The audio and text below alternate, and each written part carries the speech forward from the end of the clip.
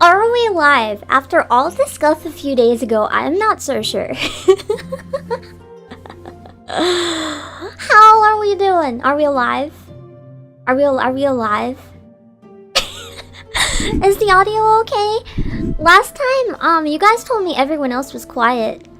So I believed you. And I thought everyone else was quiet. The real problem was I was really loud. Oh my gosh, half the stream I was peeking.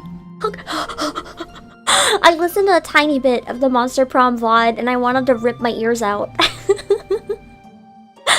I don't know how you guys handled that stream. I couldn't even look at the VOD.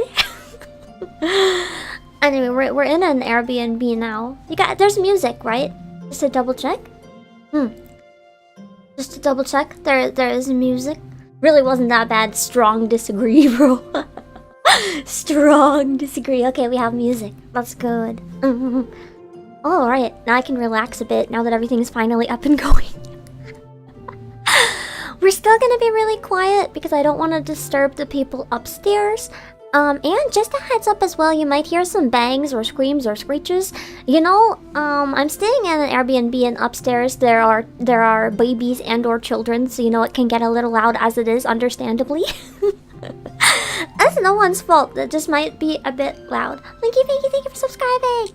Because of that as well, I can often hear them very loudly. So just in case that goes both ways and they can hear me, we're gonna use much more polite language today. It's gonna be a bit of a more say-so language stream because I don't want to be that person. If it's babies, I mean, they probably wouldn't understand, but I still don't want to be that person. Yeah, oh fudge, no curse, no curse. If it accidentally comes out, it accidentally comes out, but I'm gonna try real hard. I don't want to do that to them. They let me book this a day before I decided to fly, guys. It was I just really last minute decided I'm out of here for a while. So I'm not gonna return that kindness with being a holy terror, you know. I'm not gonna do that. No, I'm not gonna be the person that teaches kids new words. That's not my style. I'll just be the person that uses the shocking words once they already know the words. I'll be like, oh, I was told not to say that! And then I'll be like, whoops. We're not gonna do it on purpose. I have seen Howl's Moving Castle. Anyone who hasn't, missing out on life. I've seen it so many times. I've seen it in the theater, I've seen it at home, I've seen it in a tent, I've seen it on a plane. Speaking of which, did you guys know there's a sequel to Whisper of the Heart? Did you guys know that? I didn't know there was a sequel to Whisper of the Heart. And for those of you who might be thinking The Cat Returns, no. Cat Returns is a spin-off of Whisper of the Heart. Whisper of the Heart is a Ghibli movie, but it's not one of the more well-known ones. There's actually a sequel as well. Like, The Cat Returns is a spin-off, but Whisper of the Heart, there's a sequel that's also called Whisper of the Heart, and it's live action. It's live action. And I didn't know if it was going to be good or bad, but it had one of my favorite drama actors in it. If you've seen the older version of Hanayori Dango, you've probably seen, I don't remember his name, but I recognize his face. The guy who plays the main character, no, not the main character. No, wait, I'm thinking of something else. Oh my god, I watched 2 movies on the plane. Thank you, TGM, for the redeem say-so, though you didn't have to give money because I have to be say-so on my own, but thank you for the effort. Yeah. Okay, so I watched 2 movies on the plane. Let me pull up a poster for one. I'll pull up both posters actually. We'll get into the announcement around 30 minutes after I start stream, if that's okay. Just to give more people some time to come here. If that makes sense. 9.9. What is this called? I feel like this is one, if you... I have my mic on my keyboard and I gotta type. If you like Ace Attorney, you'll probably like this movie. It's kind of a comedy, but it can get surprisingly serious at times. It's really, really good. Hold on.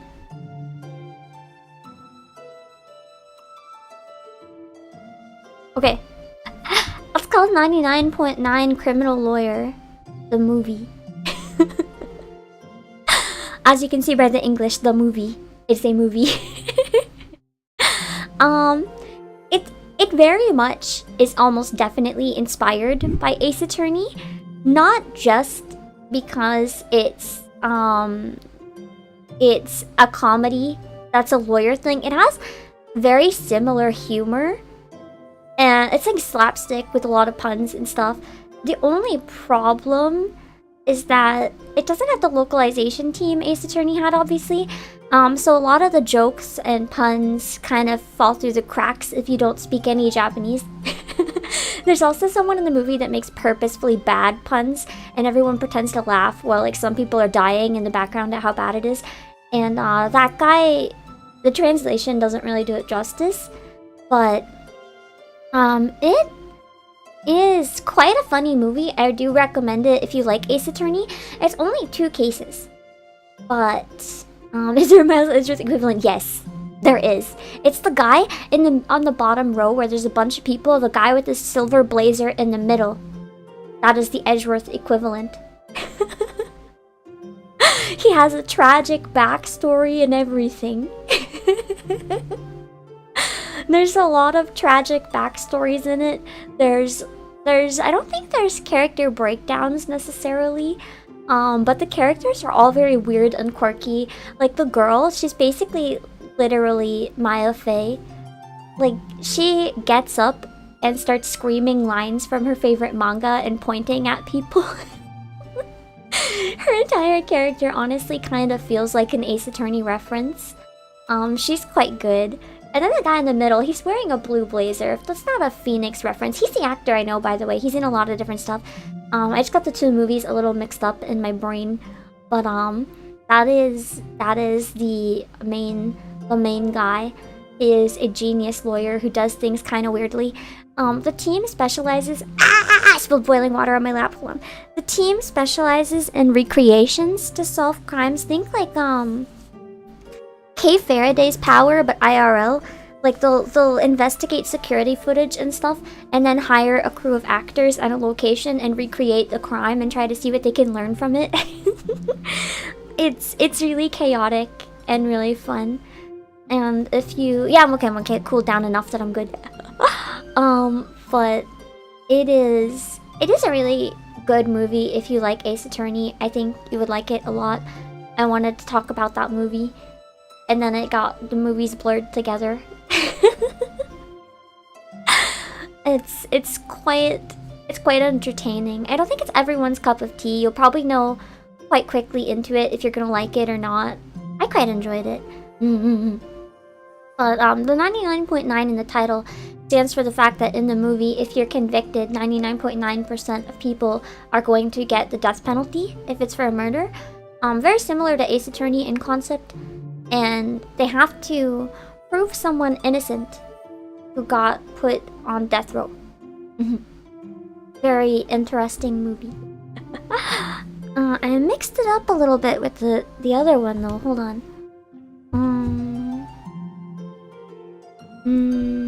I wouldn't say dark humor. It's more like slapstick, like just weird. Okay, here we go. So this is the other one. Trying to find a spoiler-free image for it that would work. I think this one's okay. For Whisper of the Heart, I actually didn't know any of the actors. I watched this one because, oh, lawyers, and I knew the actor. but I watched this one because Whisper of the Heart. So this is from the Whisper of the Heart sequel. It's a Japanese drama, and no, I haven't announced yet. Don't worry. The live action takes place when they're adults.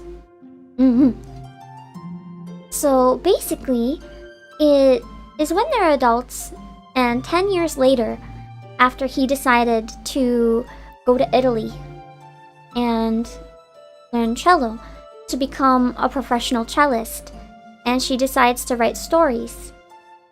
But the thing is, it's not what I expected at all. Like, if you enjoy, I think you'll still like it if you like Ghibli and Whisper of the Heart, but this made me cry a lot. Like, it made me cry a whole bunch. Because the thing about this one is that it's not all happy.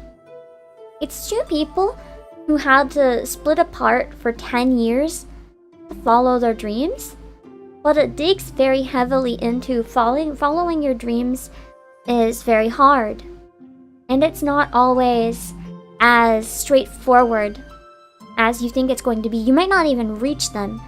And there's a point where you have to think about, like, is following your dreams still worth it for you, and things like that. And I have been at a very similar point in my life where it's just like, is all the stuff I've wanted to do for so long even worth it anymore? Or is, like, things not working out, is that causing me more pain than it's worth anymore? And I almost quit a bunch of things. But in the end, it all kind of came together when I started VTubing. But I very much related to this movie in some parts, so it made me cry a lot. It's very realistic. It shows what the struggles that a lot of people with big dreams go through. And yeah, it's not like they were kids. It's not sunshine and rainbow after 10 years. It was very realistic and relatable, and I enjoyed it. That's actually very much the theme of it, Lazy Shinobi. The theme of it is your dreams and goals will change. Like, you don't want to give up trying for your dreams, but what that dream is might change. Like, maybe you don't want to do the same thing anymore, but you find a new dream or something like that, and that's okay. It very much is something that I would have liked to watch a number of years ago. And I'm really happy that it's out now. It has a beautiful song and lots of nice music in it too. It's fantastic.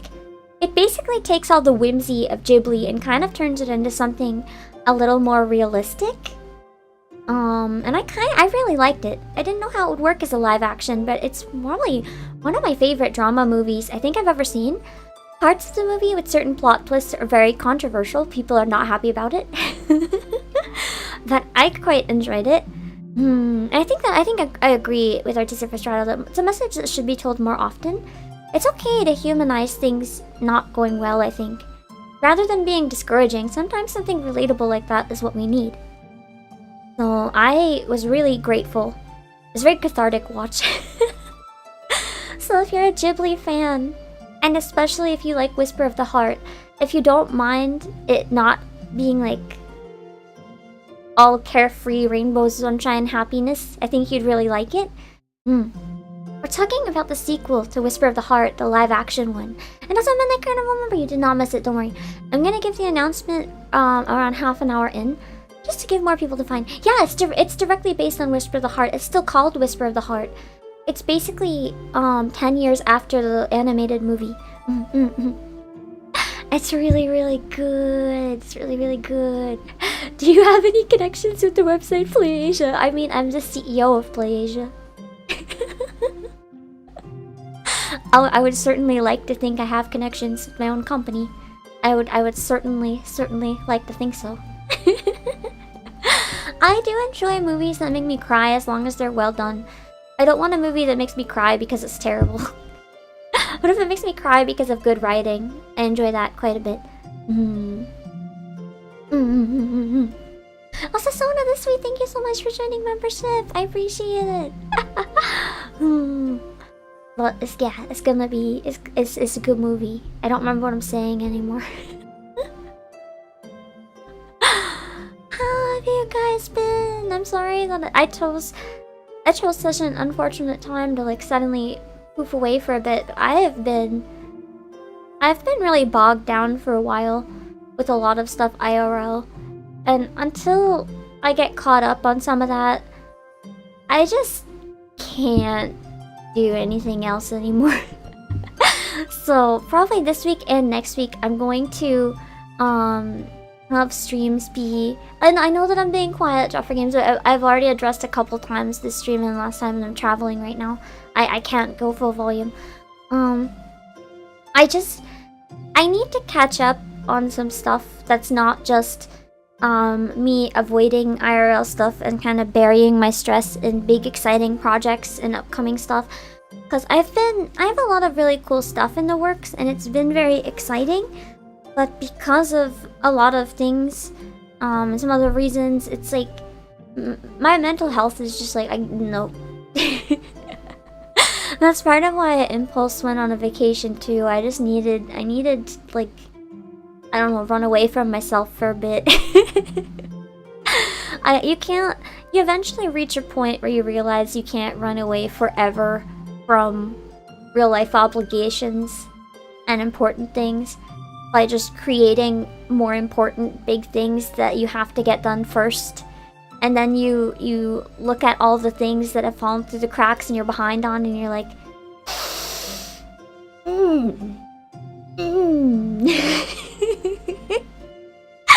So, yeah. And then in burying myself in even more stuff, I kind of was like losing touch with who I am as a person and stuff too. Plus, I am traveling with friends right now. I traveled earlier this week for a CEO obligation, but I was halfway to somewhere that some friends were going, and they didn't mind if I joined them, so I was like, you know, I don't really feel like I've seen any of my friends in a long time, other than if it was also related to streaming in some sort of way. So I just last minute joined them. I literally bought the plane ticket like the night before. So yeah, I'm not going to any conventions. I actually had originally planned to go to PAX. I even have a ticket for PAX. But then I just decided, no, I wanted to take a step back from anything related to VTuber or company, anything, take a little bit of a step back and just get back into life a tiny bit. And that's been good, So I think PAX would be a little too much right now, even though I was very, very excited for it. No, that's not the announcement. I said I was going away before I was away. I've been away for like half a week. That's not the announcement. I'm only taking a step back for like 2 weeks, and I'm still streaming 3 times a week during that. There's no bad news right now. Not today. So, yeah, I don't think I could go to PAX right now. I don't have the capacity. But now you know the secret that I was originally going to. I actually have to call the hotel because I canceled it. And I got confirmation on the phone that I canceled it. But then I got an email today being like, please check in, we're ready to see you. And I'm like, huh? But I canceled my reservation. You're not allowed to charge my card. I canceled it. So I need to check in with them and be like, hello, what the heckity heck is going on here?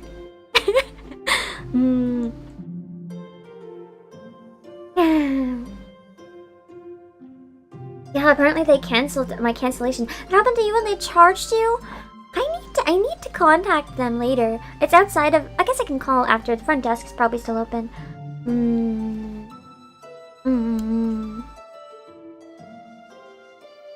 But yeah, it was... I also got... When I went to LA for Anime Expo, I also found out a month later I was charged for 3 hotels. One that I booked earlier and canceled because I found a cheaper one, and then the one I stayed at but charged twice.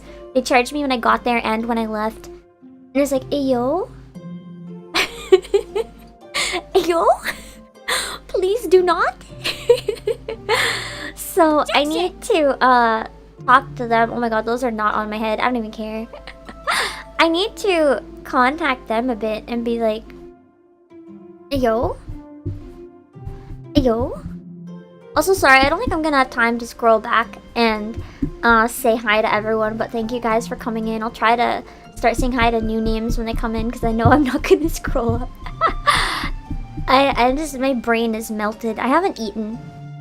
I ate like a granola bar. Is that actually it today?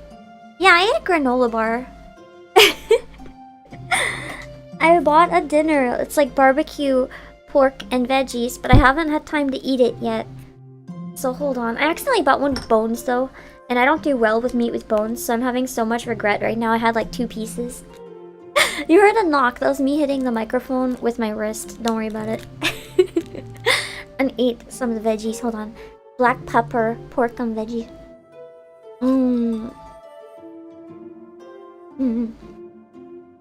For me, it's less of a did I eat today? Oops. It's more of a I've been so busy that on my mind constantly I've been like I want to eat, I want to eat, I want to eat, but there's no time to eat.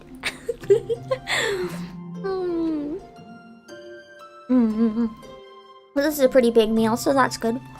Oh, cats!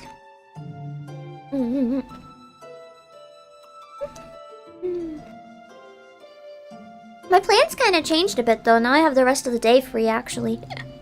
I could have done the stream after the after the song cover, but I decided to do it before, so now I can rest this evening, I guess.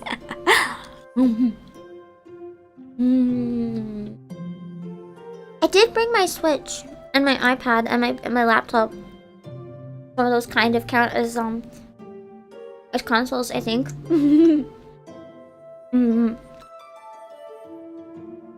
Gonna plan a pan figure plus for Playasia. Well, that's not today's announcement, but what I will say, because we're doing it really soon, is that today's announcement is new merch that you can't find yet by searching on the website. You can only find it when I drop the link in chat, so...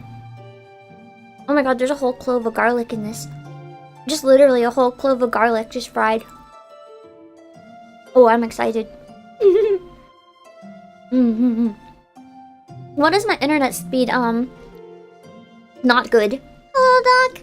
Not good. I'm using Wi-Fi right now. I've never eaten straight up garlic before. I always crush it. Oh, this is so good. Oh my god, this is so good. My eyes have been opened. You'd eat whole garlic now. Hello, Cocoa Salt. I literally didn't think eating a clove of garlic would be so good. That was amazing. Wi-Fi with a good upload. I don't know. That's all I got. I want to try one other thing real quick. I've never tried this before. It's this half-cooked bean curd. But I've learned lately that bean curd is like my favorite thing ever. Like tofu skin. So I want to try it. It looks kind of like a pork chop. Alright, let's see. Hello, Blood Sprouts. It smells like peanuts. Oh my god, I can't chew it. Oh, Cheeto! This is so hard to eat.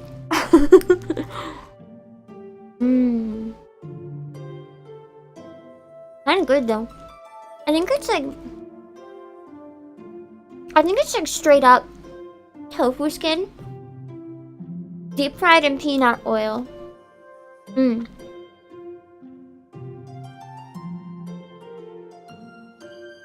only way I can describe it for people who've never had tofu skin is basically imagine an omelet, but it's deep fried and crunchy. That's kind of what it tastes like. An omelet, but deep fried and crunchy and oddly peanutty. Quite good. Or like a croissant, but made of egg, maybe is more accurate. What?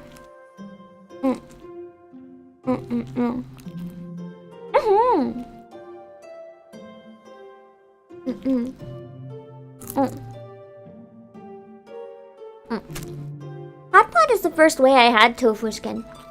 But then I also learned I really enjoy it in soup and stir fry. This is just straight up a deep fried slab of it. I think it's meant for putting in sauce and stir frying later, hence the half cooked. But I'm just straight up eating it. I'm just straight up eating it, man. It says keep refrigerated, but I've had it out for hours, but it's probably fine. Maybe.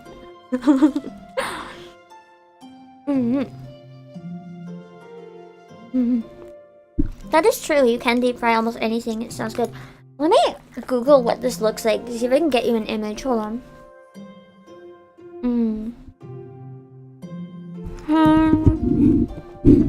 Half cooked tofu skin. Okay. Okay, here we go. I found an image of like the type of thing it is. But this one I think is fried in a sauce afterwards, so it's a little more cooked than mine.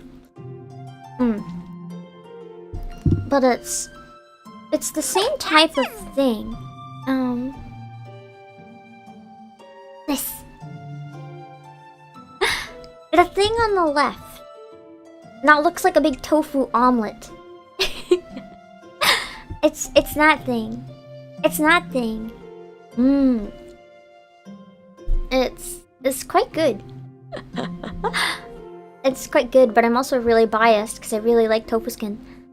Hello Panzero and hello Ben's Cousin. I've felt pretty behind with anime this season. I was watching the one about like brains, like humanoids and people. And I have been. I don't think you've seen it in anime though. It's not really a common thing in anime. I don't even think it's a Japanese dish. Oh, so you can tell. But it's really good. I have filling sometimes too. Oh, I think with a filling it'd be amazing. I might save it. I bought 6. I think I might eat 2 of them. I might even buy some filling and try to make stuff with the others myself. That could be really good. Oh, enoki in it would be so good. Oh, Trevor. I was watching the one about humanoids and people, and I was watching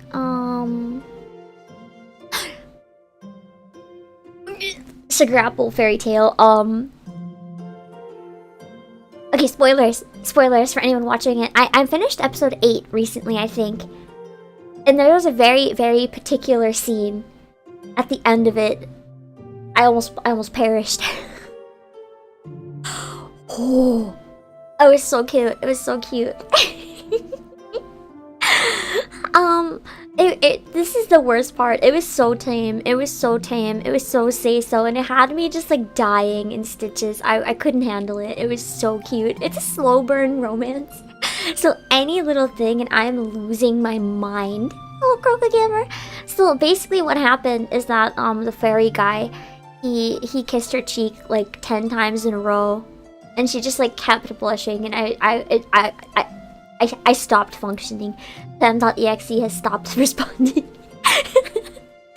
It was so cute. I couldn't. Even just remembering it. It was so cute. Hello, Sunny. It was so cute. It was so cute. Knowing the MC in question, understandable, right? Right? It was so cute. Honestly, multiple parts in this season, the 2 of them have just like literally given me butterflies. It's so cute. I'll do the announcement soon. What else have I watched this season? I've been watching My Happy Marriage. It's really, really good. I recommend if you want a historical drama romance with a touch of supernatural. It's a really, really good show. I've been watching Undead Murder Farce, but I'm a bit behind. It's a quite good one as well. The pacing worried me at the beginning, but it's definitely been getting better, I think. It's the vampire case, the pacing kinda concerned me. But the pacing of the Lupin case was much better. Not 100 I'm behind, but I think it's anime of the season. I've been really enjoying it. It's basically my, if I'm having a bad day, I'll put it on and then I feel better anime. Same with Sugar Apple Fairy Tale. And I also... My Happy Marriage has been so good, right? It's so cute. I've also been watching, no, I finished. There was a show that dropped all of it on once on Netflix called Oku. at first I was kind of worried about it. It's like during the Meiji era, where like all the samurai families, and maybe a little before Meiji, I'm not sure, where all the samurais, like you have the shogunate and stuff. It's like it's gonna sound weird at first, and that's why I was nervous to watch it, because I was worried it was gonna be like extremely political in ways I didn't really want. It's basically like 9/10 of the men died out at once. So then instead of having the harem be all of a bunch of women, or the guy in charge, I can't remember the name for that position right now, the shogun, I think. Instead of the inner chambers being a bunch of women, the inner chambers is a bunch of men, and a lot of women start taking on like farming work and military work and tons of stuff, because there's barely any men around. And I was worried that it was going to become like a type of thing I didn't want to watch, but it was actually really fascinating and heartbreaking and tragic, and it didn't go in the directions I was worried about. So it was very much, it was very, how do I explain it? It was almost a thriller at times. Like, just you could never really predict where it was going, and it went in some really awful directions. Like, but they were well written, but really awful. One of the worst ones almost had me crying near the end of the first episode.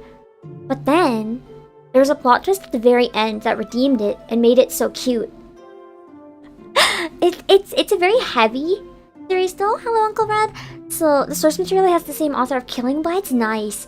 I wouldn't recommend it if you are squeamish about anything. It's like everything from violence to I don't want to say certain words right now, more mature adult content, to violence regarding more adult content is in it.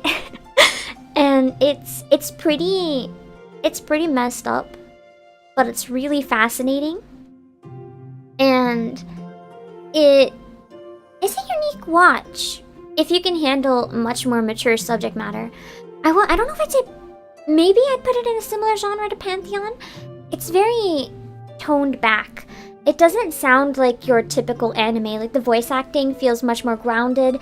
There's minimal animation because the focus is on the drama. It's not really on the animation itself. Like, it could have easily been a live action, and I think it would have still been really good. I looked at reviews because I was curious, and a lot of reviews felt the same. It was like really, the animation didn't do it justice, but everything else apparently is almost 1-to-1 for the manga. It's really good. So it's fascinating to look into if you're looking for something different and you like historicals. No, not really any humor. It's all pretty serious. I don't think I'd ever use it for a watch along, because it's not the type of show everyone's gonna like. It's very much you like it or you don't, and that's okay. But yeah, it's really fascinating, and it was much different than I thought it was going to be. It's not a manga slideshow, but there's not a lot of animation. Well, it's quite fascinating. I reckon the trailer doesn't do it justice. I was very interested in it, in the concept, and then the trailer made me worry that it was going to be like, I don't really know how to put it into words. The trailer made me worry that it was going to just be terrible. But then watching it, it was actually really fascinating. So I definitely think it's worth looking into if you're curious about it. You'll probably know by the end of episode 1 if it's something you're interested in or not, because like Oshinoko, episode 1's an hour and a half. It goes through a full story arc. There's a couple other story arcs, but then it settles into a final group of characters around episode 3 or 5 or so. We're not gonna watch the trailer here, I'll get in trouble. The title is called, I'll get a poster of it though, for people who are curious. The art style even is a lot more grounded in reality. It's really good, man. But it is quite I wouldn't even say controversial so much as it's very heavy. I was worried it would be controversial, but it's just very heavy. Hold on.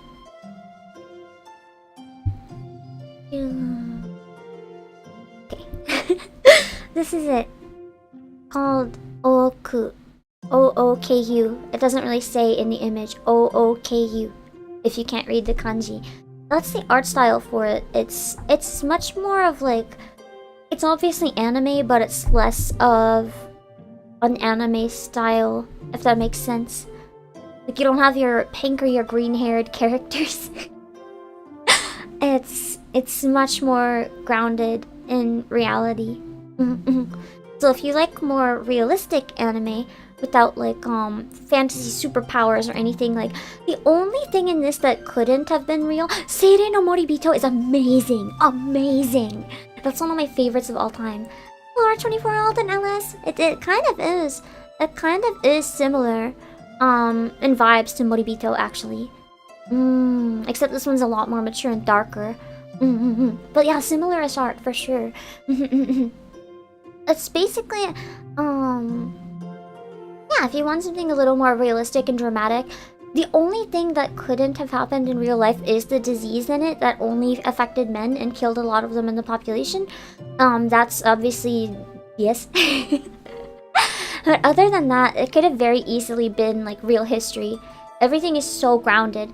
There are characters that you're going to love. There's characters you're going to cry for. There's characters you're going to despise with every ounce of your existence. And one of the ones I despised with every ounce of my existence, I still despised, but after learning their backstory, I felt bad. But I still hated them. Yeah, it's really grounded fantasy. It's quite fun. So I think it could be worth giving a try if you're looking for something different. If you don't like episode 1, you probably won't like the rest. I do remember it really piqued my interest around 3 to 5 at some point, but I feel like if you don't like one, like if it actively puts you off and you can't stand it, you might not like more.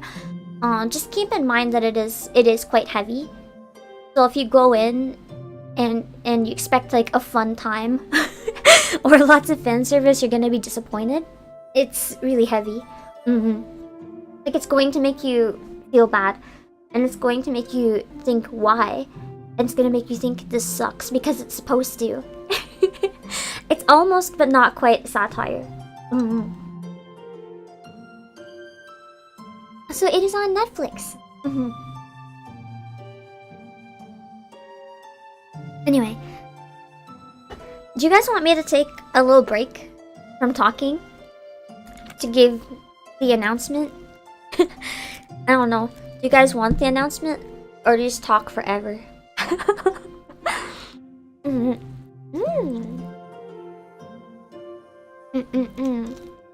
I forgot about the peanut oil. This is so delicious. I don't know. Chat doesn't seem very excited. How can I give an announcement when you guys don't even seem excited?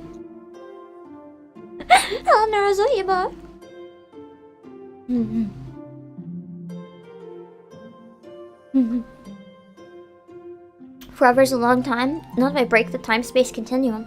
There won't be time anymore.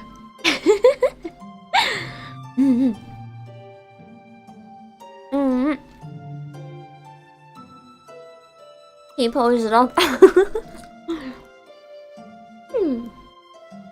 Oh, Challenger.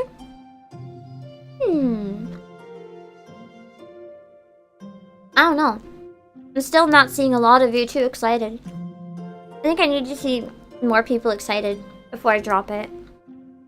You have to let me know if you want the announcement, otherwise I'll just assume you don't want it and I don't have to give it.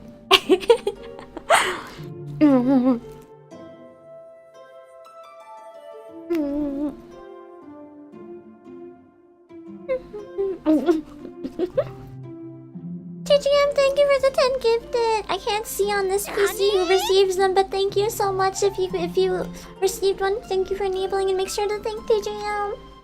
Are we gonna hint? Yes. I said that it's new merch. of merch do you guys think it's gonna be? Hmm? There's multiple new merches in the works, but this is just one thing for now. What kind of merch do you think it's gonna be? I don't know. Laser branded houses. Yes, we're crashing the housing market. Everyone in chat, you get a house. You get a house. You get a house.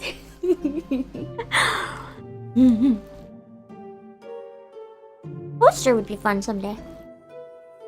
I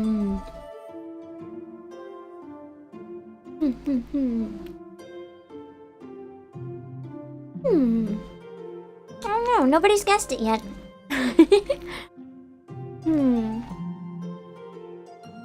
I thought at least one person might. I love tofu skin dog biscuits. Oh my god, I bought tofu skins that are like wrapped up like pretzels today, and they look like raw hides. Oh, actually, so yes, my new merch is a mail order scam. Yes.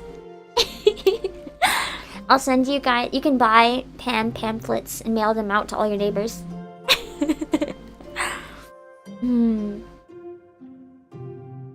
Ham edition tofu skin. Yes, it's flavored to taste exactly like me. Question mark.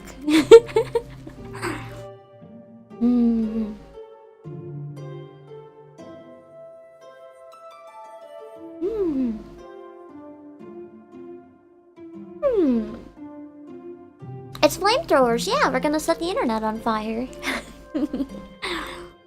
I'm still surprised I haven't seen anyone guess.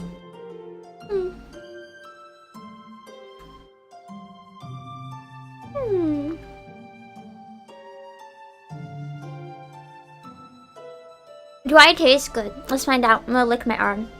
Yeah. No taste. Is it cause I'm like used to my own body so it has no taste because it's the same thing? I don't know. There's no taste. Or is it cause I just had a shower? I don't know. There's no taste. I guess that means I taste like water. So maybe you can use bath water for the tofu skin to make it taste, I guess. That's like the biggest biohazard in history, man. That would be so illegal. That would be so illegal. Anyway, hold on.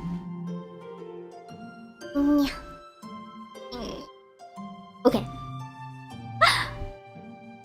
Let me make sure I still have it up, which is good that I'm checking because I don't. Okay, I'm gonna pin it in chat after. What? Surprisingly, I don't think anyone's guessed still. Also, Asa, thank you for 7 months! Aw, also hello! So I'm coming to Nikkei, man, I wish. Okay, so, you guys know how I'm releasing a cover of Answers soon, right? And we got the really nice artwork done by 3 PM Draw for the new loading screen, right? I specifically went to my underlings and I said this art is really nice. We should turn it into merch because it's really, really nice. Oh, Go, thank you for 6 months. You can do these things with a gifted membership. You can! Hold the reg, you didn't miss it. We're doing it now. So I asked if we could, you know, turn that into some merch. Because it was too nice to not be merch. So... it's a mouse pad! It's not the mouse pad that you would expect. Oh god, how do I do this in Whisper? It's not the kind of mouse, it's not a certain kind of squishy mouse pad. Instead, it's a more exciting one. It's more exciting. Hello, Joey. Hello. It is only $10. Only $10. And it is desk size. I'll go down and read the size in a moment. So, hey, hello, thank you for the super! Are you one of the voice actors in Nikkei? If I was, I could not tell you, but no. But I won't answer speculations like that on the future, just because I feel like that could be danger if I ever get really lucky. Hello, boy. It is a desk-sized mousepad. Yeah, it's like a mousepad or playmat. It's a really big one because you know, I thought that a mousepad would be really good for art that was done for a Final Fantasy cover, because most of you don't play Final Fantasy 14 with a controller like I do. You play with a mouse and keyboard, right? Which means you might want a really nice playmat to put underneath your keyboard and mouse while you're playing Final Fantasy 14. And if you've been following my streams, then it might be something that you'd enjoy. To have a playmat of the song cover that has like some viewers in it. By the way, the viewer ones I have got are making the final cut. It won't be in today's preview, but they will be in the final. So that'll be exciting. Yeah. It is, let's read the size of it real quick. So it's going to be 62 centimeters by 35 centimeters by 0.5 centimeters. And if you use freedom units, my brain is too stupid to make the conversions. So, no, I don't know what that means. It is limited availability, so you're gonna want to pre-order while you can. It's polyester and rubber. There's a stitched edge, and it's a full color print. It's only gonna be available while stock lasts. So if you like it, you'll have to grab it. You'll have to pre-order. So wait, never mind, it's not pre-order, it's in the warehouse. We already have them. So it's until we sell out. So I'll put the link in the description. If you want to grab one, we already have them, but I had to move the mic, sorry. It's on my lap temporarily. I'm speaking to you guys by my lap. If you want to grab one, you have to get it before they sell out. I don't think there's ever going to be another run of them. I will add the link in chat right now, and I'll add it in the description later. Hold on. Wait.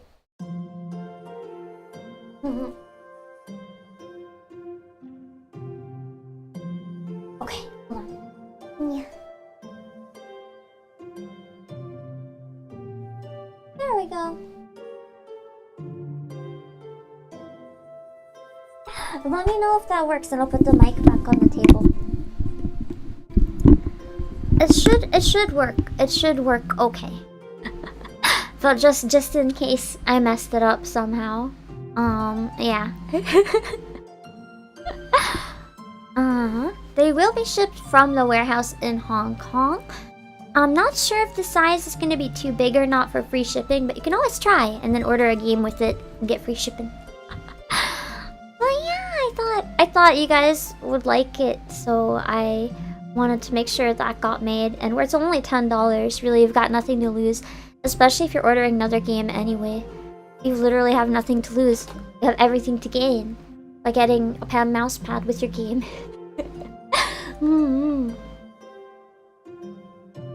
But yeah, and they're pretty big. I still don't know. Let me try to estimate. So 62 centimeters is like over half a meter, right? So probably almost 2 feet. Almost 2 feet. Something like that.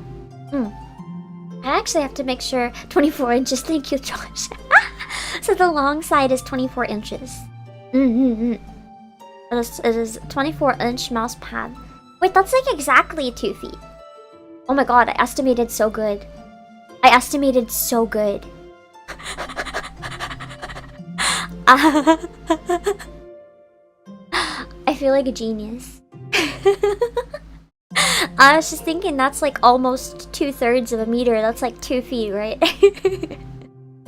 Because a meter and 3 feet aren't 1-to-1. I just guessed, man. That was good. I just guessed. But that's like that's pretty exciting. So that is already live. You can already grab them. And I was hoping to release it on the 27th, along with the song cover. But you know, it just didn't quite work out in time for the 10th anniversary of Final Fantasy 14. So instead we are doing it now with the preview of the song, because the song is not quite done yet. To give you an idea of how much has gone into this song, there's over 41 vocal tracks. Yeah.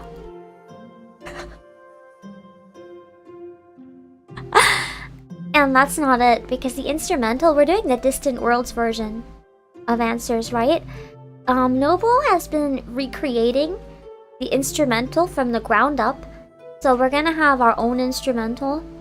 I'll be singing the main lead vocals, and then a bunch of my friends and other VTubers, and even viewers, will be joining in for the harmonies in the choir, and then the spoken chants. So it's a lot. This is what I had pinned in the Final Fantasy XIV thread that viewers could join. So 5 of you submitted and will be a part of it. So you won't hear those 5 in the preview because that's for a different part of the song. We're not teasing that part today. But there will be. Also, Night Judges, there will be some familiar voices in there, maybe. Congrats on the most fun cover, thank you! Cover's not fully done though, unfortunately, you know. Things don't always go immediately as planned. That's okay.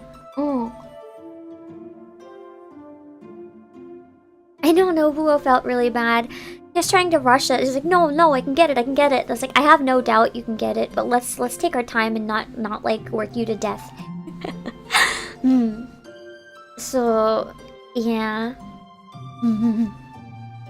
But it'll be very exciting, and the full thing will probably be out much later in September, because just timing wise it was kind of today or very late in September, and since we didn't make today, I still wanted to give you guys a bit of a teaser before we drop the rest of it in a few weeks.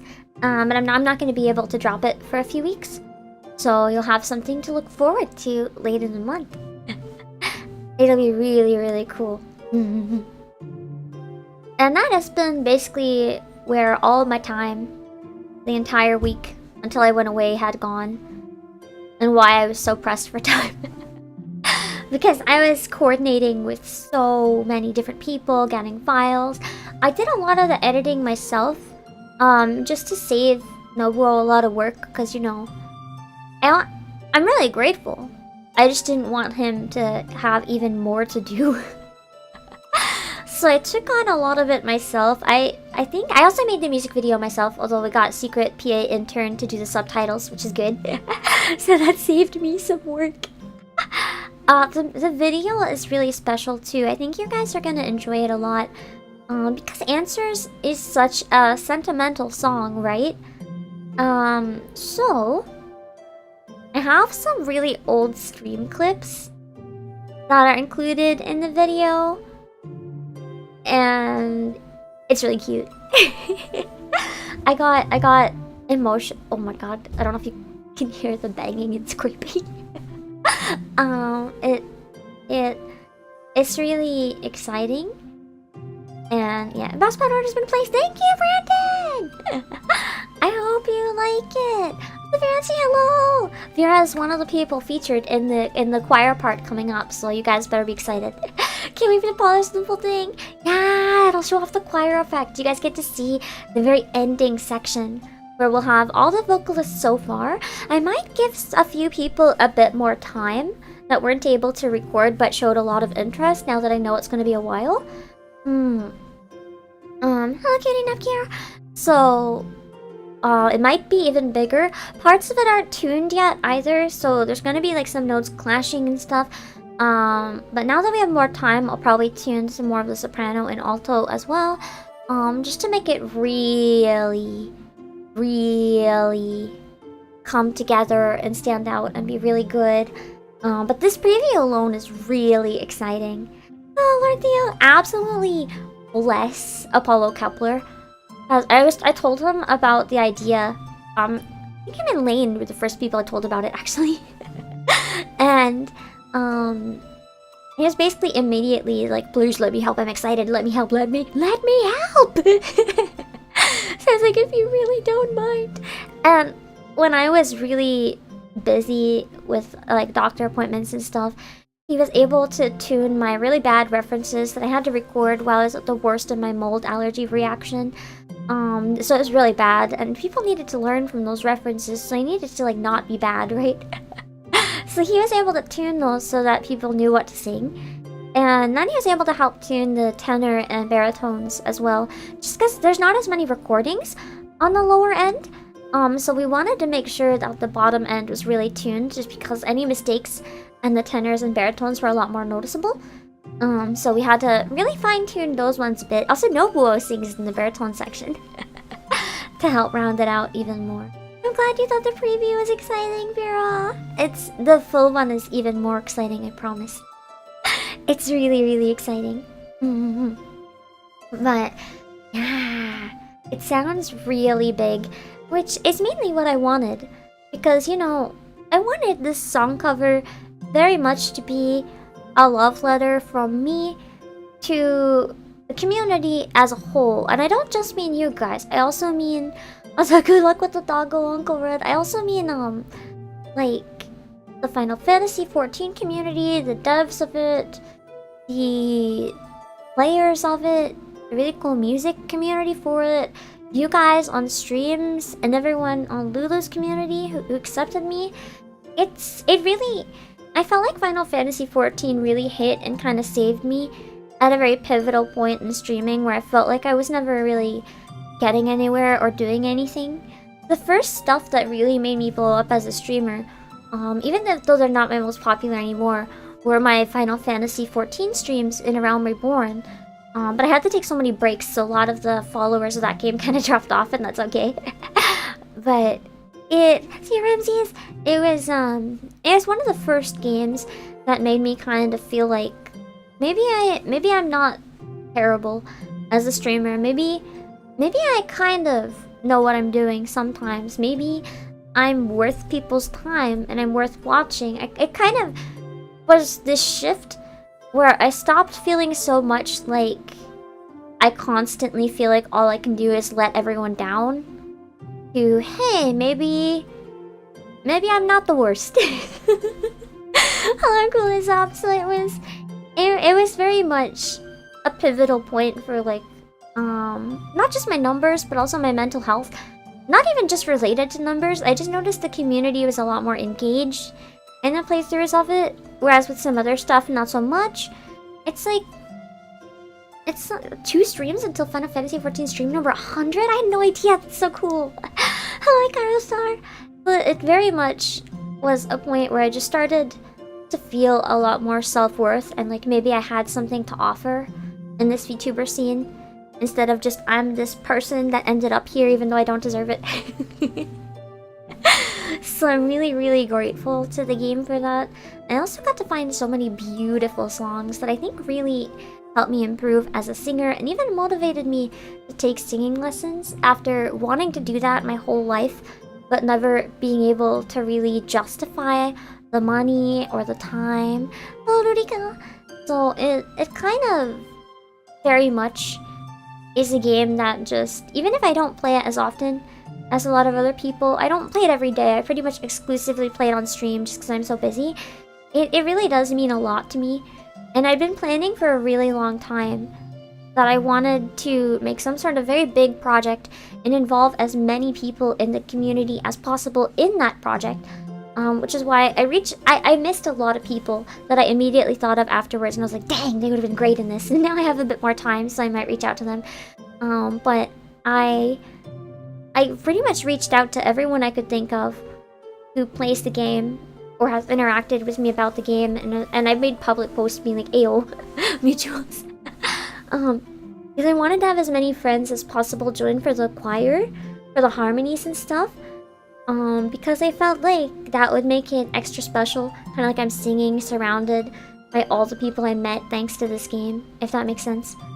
And then, for the chance, I wanted to have as many viewers as possible join, so that you guys can be, as we all march together, you guys can be yelling right behind me.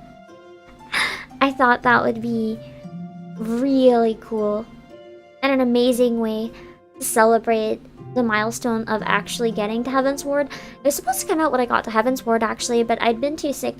The first time I was gonna record it, I got pneumonia. The second time I was gonna record it, I got COVID. And then I was too tired to sing properly for like months. But, that's when I started taking singing lessons. And that's been going good. Nobuo said he noticed a really big difference when he was mixing this song. He's like, dang, you've really improved. So you guys have a lot to look forward to, I guess. I'm not the best at judging my own quality because, you know, as a creator, I suffer from a little bit of imposter syndrome. Listen to my own recording and I'm like, bleh, garbage. That's just how we are. It's just how we are as creators. We listen to our own stuff and we're like, bleh. So I couldn't tell if it was any good or not, but other people have noticed that it's improved, so I'm very excited. I even managed to belt the like, God bless in our cries. I managed to belt it, like with a really open sound, like not operatic head voice. I belt it in chest voice. I could never do that before. That's definitely thanks to the singing lessons. I could never do that before. And I've been singing this song for a long time. My belt was insane. Vera's heard it. Vera's heard it. Thank you for the confidence boost.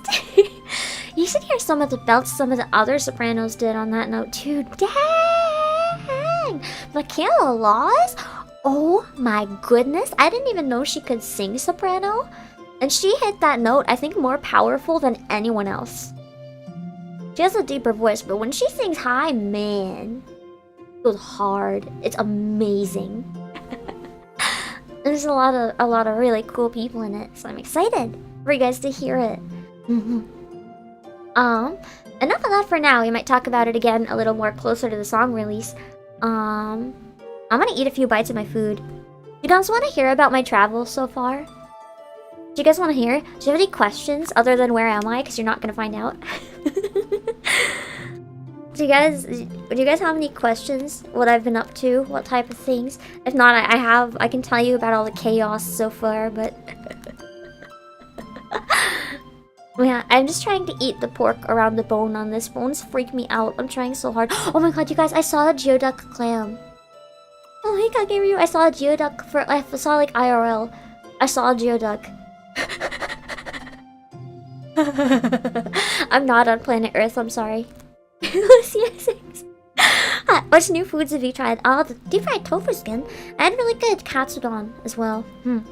I haven't eaten a lot, I'm gonna be honest. I've been in such a rush. I've been mostly living on protein bars. The storms have affected a little bit of things. They've affected a lot of plans, not so much. They didn't really affect flights. They affected what days I can do certain things, I guess. You're right, Hikagiru. I know where you are. You're there. That's where you are. I'm there. How'd you know? Is the geoduck in your pocket? Are you happy? It is. Oh my gosh. No, you guys don't understand. The geoduck that I saw was bigger than my dog.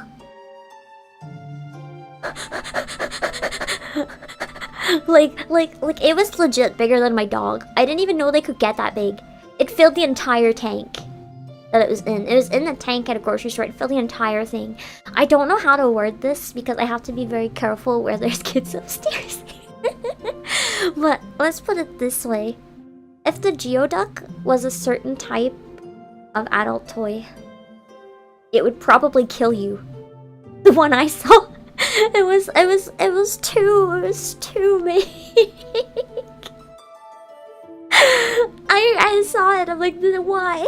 Why is this bigger than my dog? Why does this exist? Why does this exist? I have a tiny dog, but that doesn't change the fact that it's like I can't even put it like it's bigger than my laptop even. Like, I've seen TVs smaller than this, I think. There's, to be fair, they're really small TVs. But I also saw it from a distance, and it was near some other stuff, so my depth perception might have been off. It might not be as big as it looked. I'm gonna be honest. But to me, it looked quite big. Hello, Torrent. Are they friends, Squid Duck? I don't know. Anyway, it was certainly something. I was with my friends when I saw it, right? We were at a grocery store. One of them just froze. They just froze. Clowns. This is actually a couple hours ago. They just froze. Like, I saw them staring at it and I was like, yeah, it's a crab. Because I thought they were staring at the crab. And they're like, no, no, the thing next to it. I, like the pure being I am, didn't even notice it. I thought they were pointing at the crab. I certainly noticed once it was pointed out to me, though. Hello, XG. I literally had not seen one IRL. I saw when Giri made one with Silver Veil, but I had no idea they'd be so big. Let me Google how big they can be.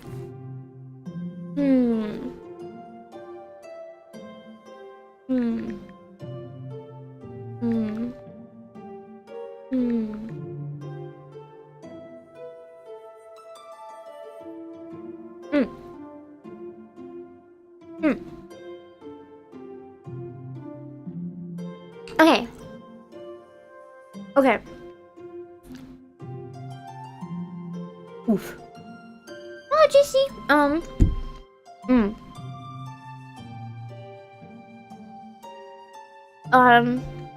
So they can be up to 1.5 kilograms. Yeah. 1.5 kilograms. So they can be bigger than 20 centimeters. But that doesn't make sense, because the one I saw was way bigger than that. I guess the average is 6 inches to 8 inches. Which is not helping this situation any. Hello, Tenkaku. Let me see. I think I found the biggest clam size ever. Okay. So the biggest one ever found was 8.16 pounds. 8.16 pounds. And it took 2 hands to hold it. Hello, Aaron C. Wow. Let's see if I can find a picture of the world's biggest geoduck clam. I have no idea what. Oh no, you didn't know? Oh no. I am so sorry for traumatizing Josh. Hold on, biggest. The one I saw wasn't that thick, it was just really long. But again, my view might have been kind of skewed because I was like really far away. Okay. Here's a picture that looks like it might have been around a similar size. The one I saw. Yeah. Probably around this size. I think. At least this is what it was in my head. I don't know if it was actually this big. This is what it looked like for me from a distance. Yeah. Imagine. You're just in a grocery store. And then there's this. Like...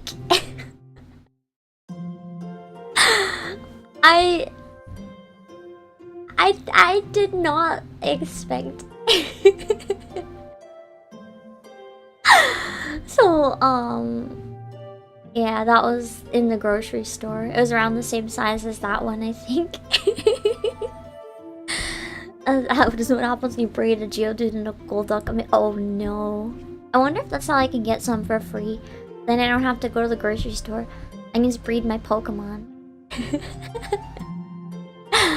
That would be certainly something. We didn't buy it, guys. We didn't buy it. we got food. That's why I got my pork instead. I didn't buy the clam. But yeah, that was certainly something. It's a store I've been to before, but I really wanted to show my friends and they really liked it, so I was happy. And that's where I got all the food I'm eating now as well. Lots of good stuff. Yeah. I don't even know. Like, what are you supposed to make with that? How many foods you enjoyed? I haven't eaten a whole lot the whole trip, to be honest, but I have some food I'm looking forward to getting that I know I'm gonna like. Hi, Nashboard, hello! What do you even make with this here? The clam recipe.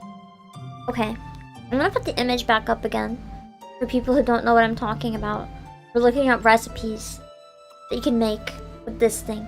It says you can slice it. You just take a knife to it and cut it a bunch of times. And you can have sashimi. So that is one option. You can make sashimi. You can also fry this. Chinese celery. And fresh coriander. Or you can make creamy chowder soup with it. How to prepare it for cooking. I just, in the preview video, just saw someone slamming it down on a table. That is certainly something. Let's see. I think sashimi seems to be the most common. Oh god, watching someone peel it. Oh god. There's no way to cook this that's not terribly sus. There's no way. Okay. What else do people make with it? Tempura. Apparently some people make tempura. Chowder seems to be the most common.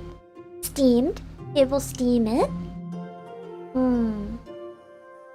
Mango and chili salad. Fritters. It's not a lot. Most people seem to make chowder or sashimi. I'm not finding a big variety of linguine. I'm not seeing a lot of variety. I don't really know how to cook it though. Let's see how to maybe we can find a YouTube video how to prepare it. Hold on. Let's see if there's a YouTube video how to prepare it for cooking. I feel like we're probably all curious, so prepare geoduck. Okay. How to clean and eat a geoduck. Let's see. I'm trying to find one that's kind of short. A lot of the videos are kind of long. It's gonna be so horrible. It's gonna be so horrible to watch. Okay, I got one. I don't know how good it is, but I got one. Can you guys see that? Kind of zoomed in. Hold on.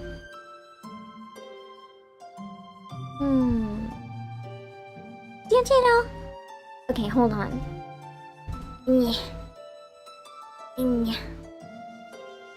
I gotta make a new... You can see the big face. Yeah, I realized the face was too big. I was like, that's too big. I gotta move the mic again. Hold on. I was not ready. Fuck. Oh, shoot. I gotta be polite. Oh my god, my mic is working. Hold on. I dropped the mic. Hold on. I was not ready to show it. There was nothing weird. I just wasn't ready and it threw me off.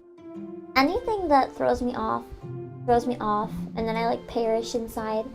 You know that feeling? When you have the anxiety of doing something you didn't mean to and you just literally perish on the inside? That's me right now. Luckily the screen was safe. Oh man. Hold on.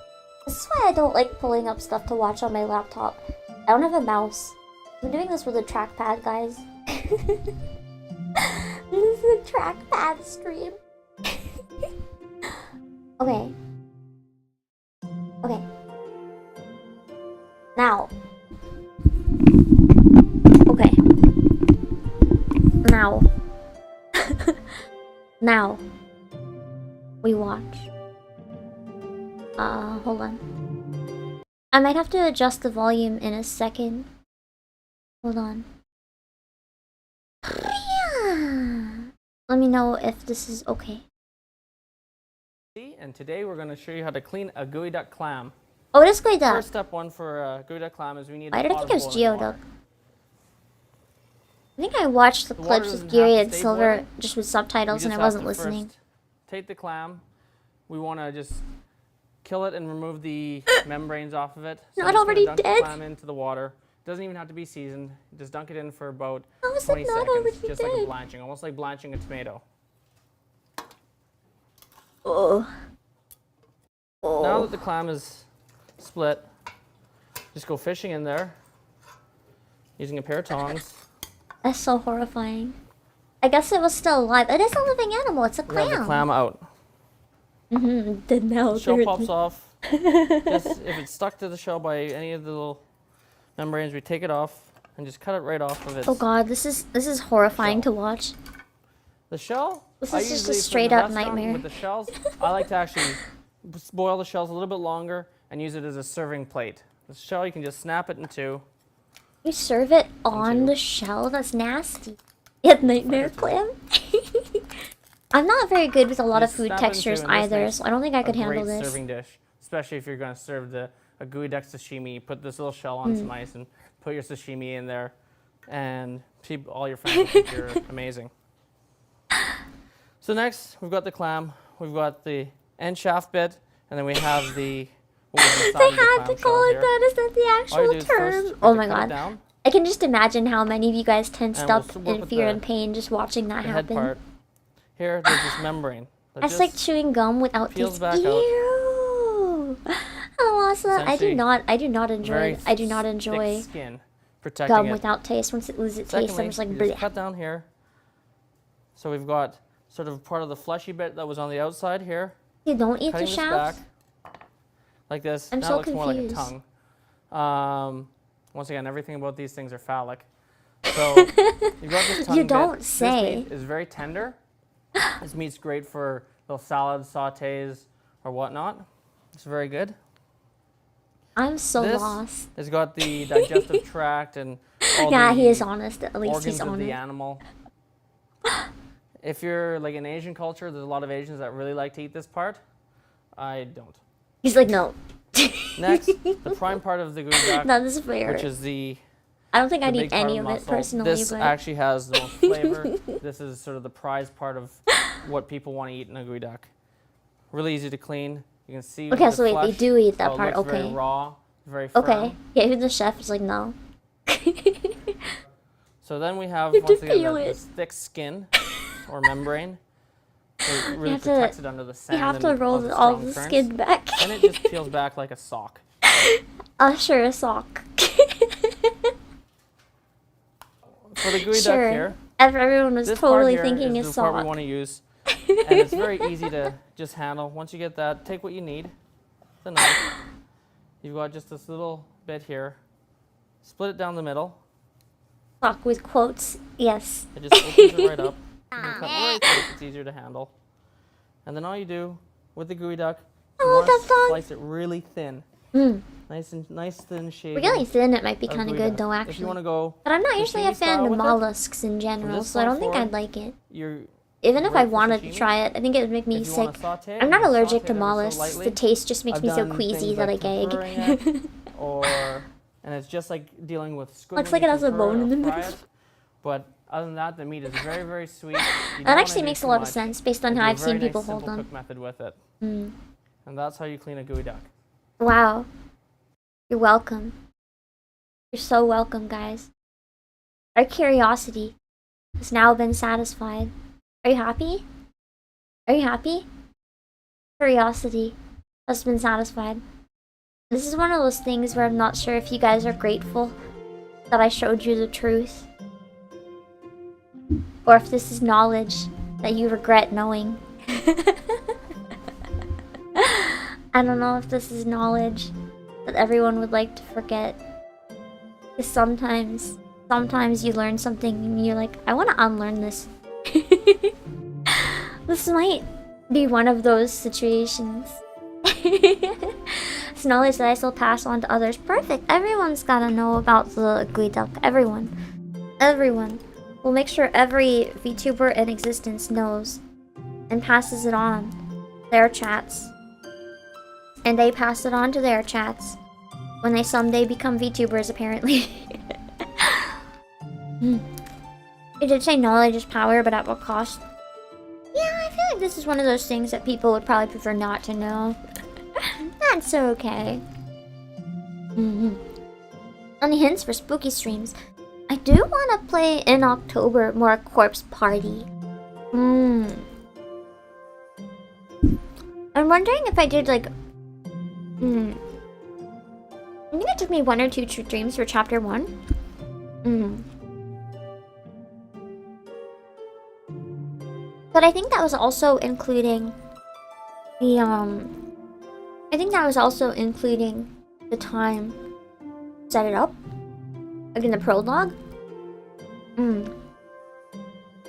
So what it might come down to is starting a bit before October and seeing if I can knock out 1 chapter a week, and then we finish the last week of October. I might see if I can do that. I'm probably not going to get back to Final Fantasy 16 until after October, to be honest, which really sucks. But with the Pokemon DLC coming out really soon, I want to prioritize that for a while. Until I finish the story, anyway.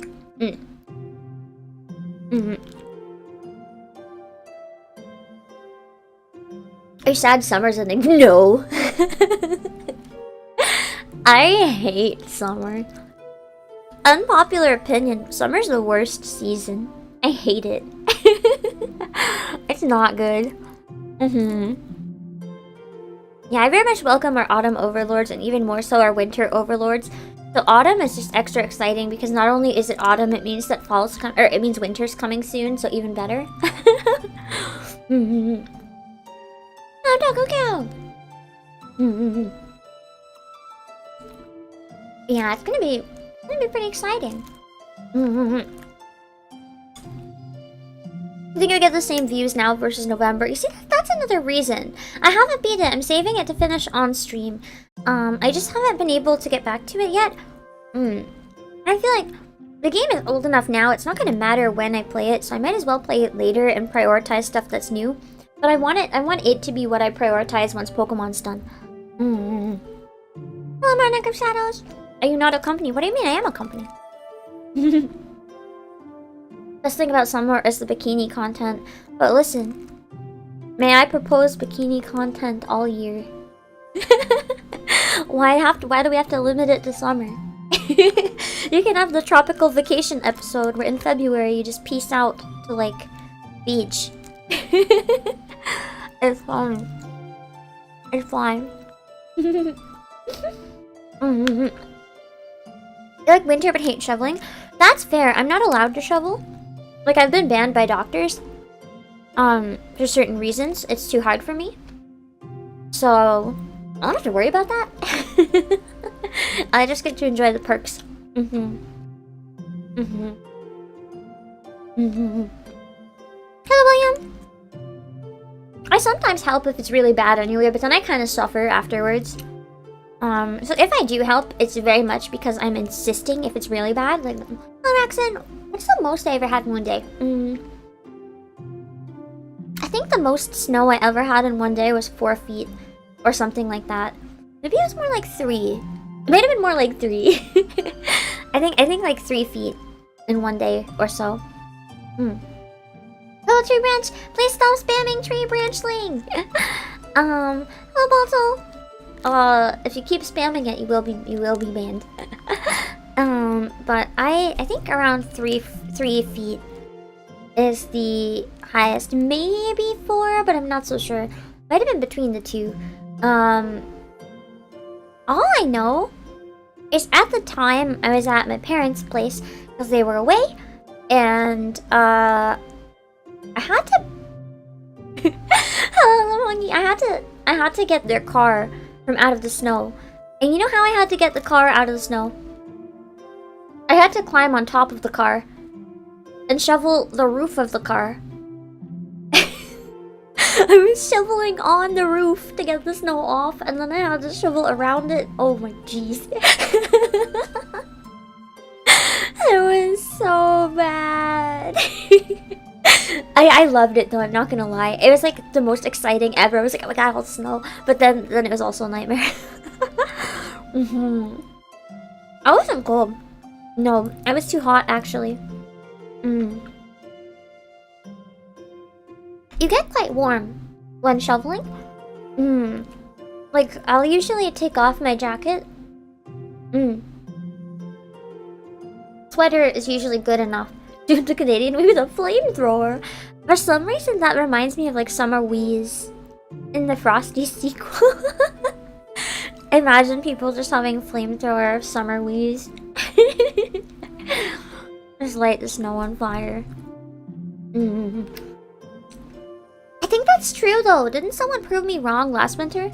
They're like, Canadians use flamethrowers. I was like, no, they don't. That's stupid. And then they sent me a photo of like an actual like snow removal flamethrower or something. It was wild.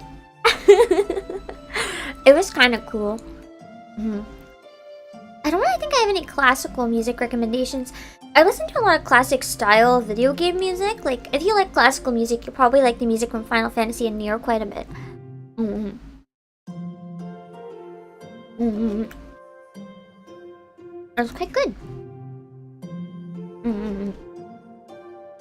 Yeah, that was a lot of snow. I'm excited for snow. Halloween season and then snow season, best. I live for those.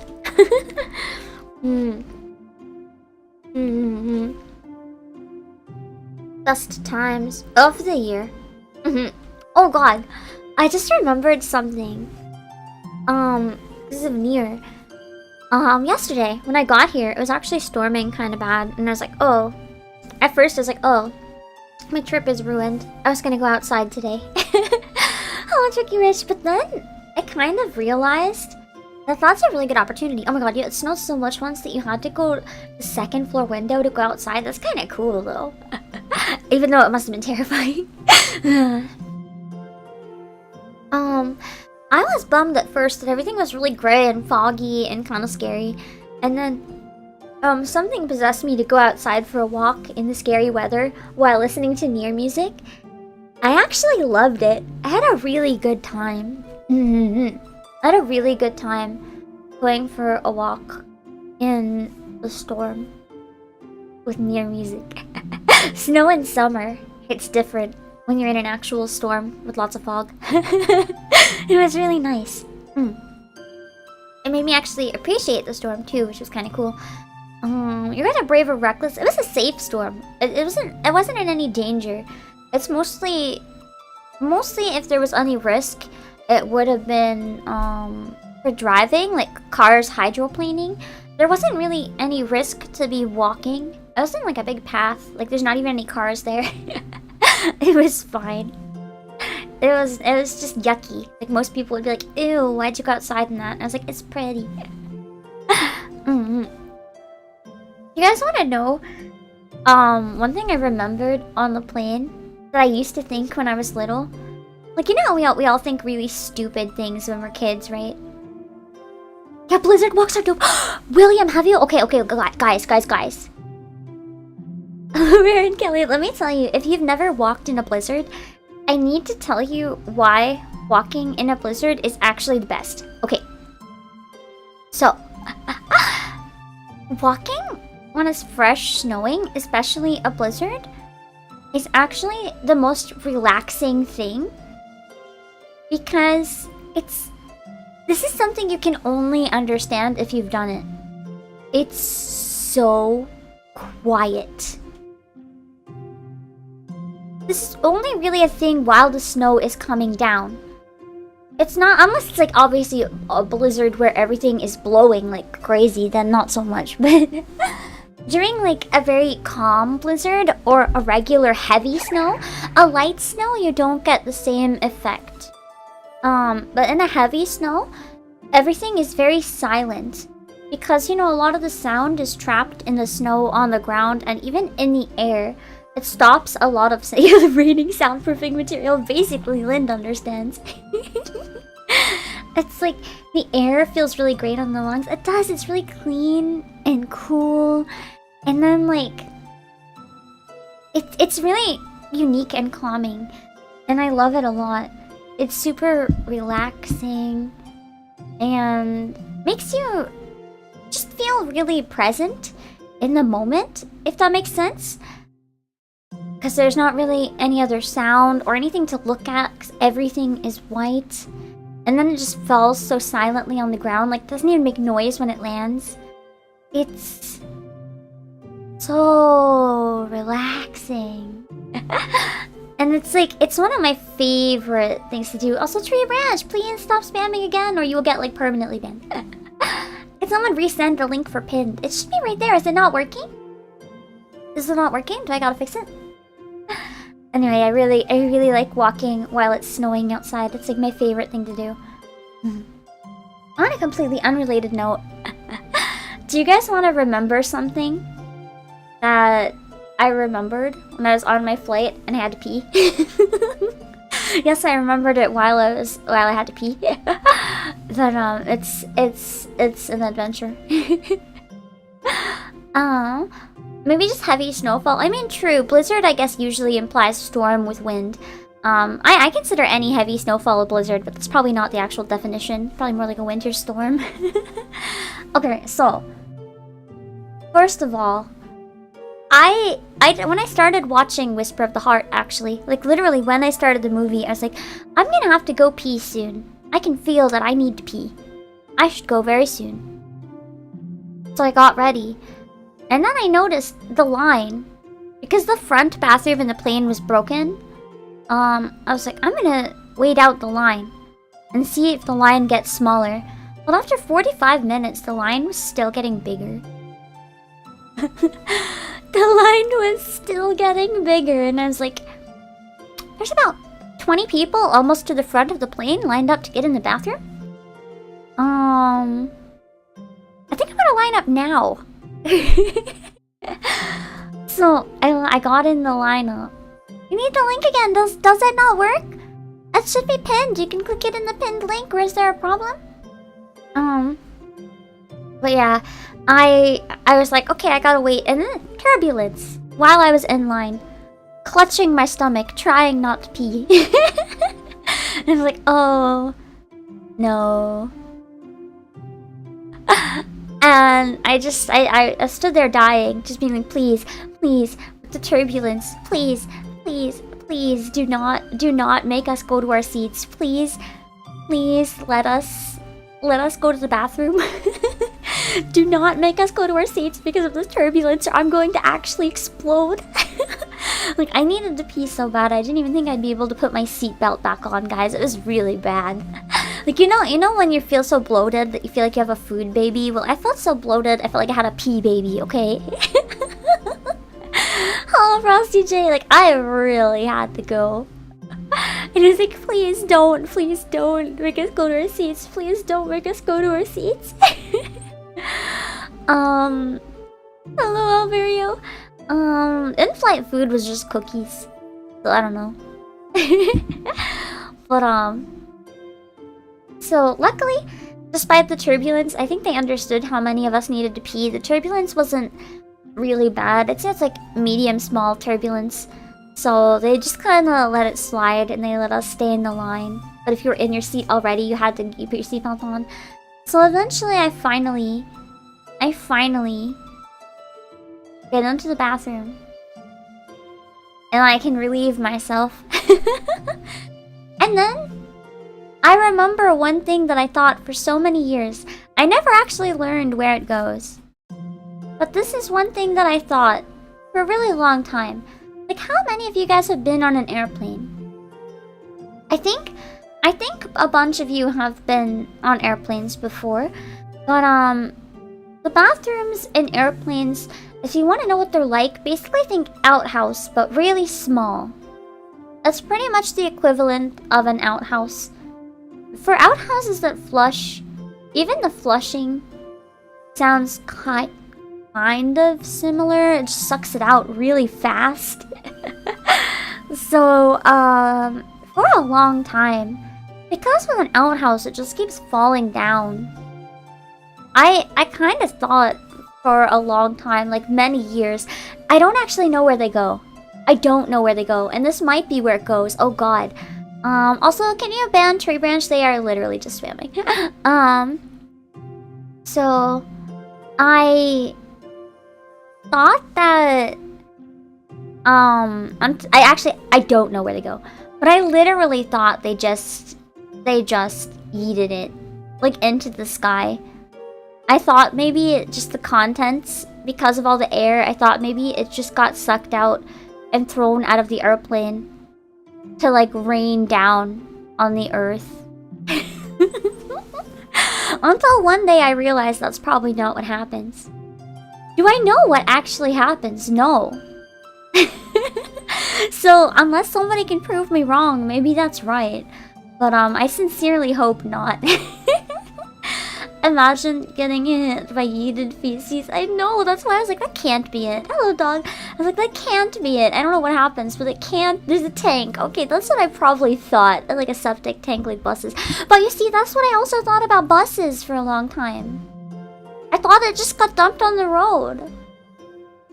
As a kid, whenever I went on field trips and stuff, I was always like, man, it'd suck if you had to pee when you're in the parking lot. And people are always like, why? I'm like, because it'd be in the parking lot and everyone would notice on the ground. Until one day I kind of just concluded that it probably doesn't work that way. But I never bothered to look up how it actually happens. But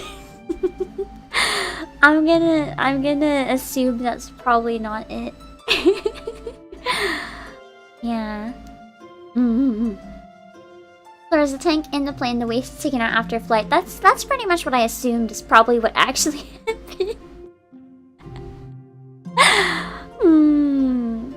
Okay. That would make more sense, I think. But it's kinda funny to imagine that it's just yeeted out of the plane. As that way it's kind of more exciting, even though it's very terrifying. Theoretically, it could leak enough to form an ice meteor, though. That would be terrifying. Absolutely terrifying. Imagine getting killed by an ice meteor, and then you're like, it's the Ice Age, and then you find out it's poop.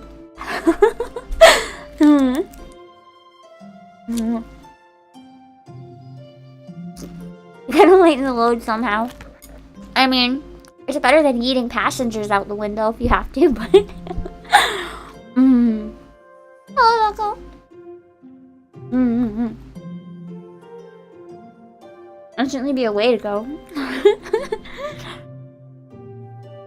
Get isekai'd by a frozen poop meteor? I wonder if that's what happened to Meteor. Canonically. Is that why his name is Meteor? Because technically Final Fantasy XIV is an isekai. You know, no one's ever said that's not what happened to Meteor. It could be. I don't know. I had an unfortunate incident with breakfast before getting on the plane too.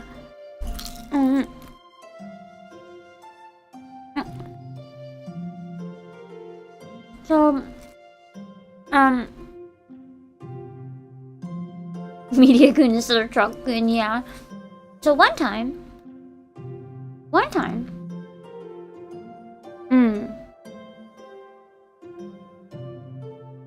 how would you rate 16 out of all the Final Fantasies you played? Well, my only comparison is like a tiny bit of 6 and 14 and Theta Rhythm, so I don't I don't think I can give a fair comparison. Okay. So I thought nothing could top the time that, like, my breakfast melted in my pocket because the bus was so hot.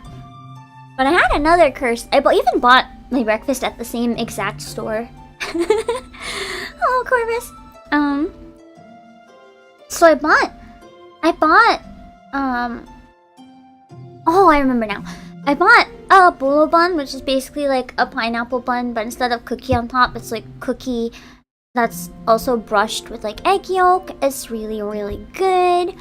I had a bolo bun stuffed with pumpkin, like Japanese pumpkin slices, and mochi. How do you know the Xanarkin theme then? YouTube autoplay, of course. That's where I discover 99.9% of my music. YouTube autoplay. I like to leave it on and find out where I end up later.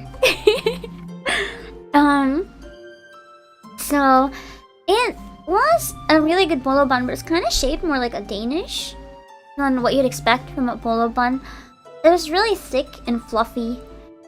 The only way I can kind of describe it, if you're curious and have never had one, this particular one, it's kind of like a cross between a melon bread and a Danish, but stuffed with pumpkin and mochi. And I think usually stuffed with char. No, a lot of the time they're stuffed with custard. That's the most common kind I can see. But I have seen barbecue pork ones too, but I think custard is the most common. But this one was stuffed with pumpkin and mochi, and it was nice and fluffy while I sat on it.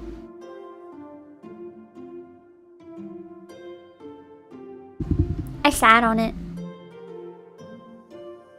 Wait, I do have one classical music recommendation. Airs of Agincourt. It's not classical, I think it's more contemporary orchestral, but it's a fun song. Airs of Agincourt. AYRES of Agincourt. AGIN court. It's quite nice.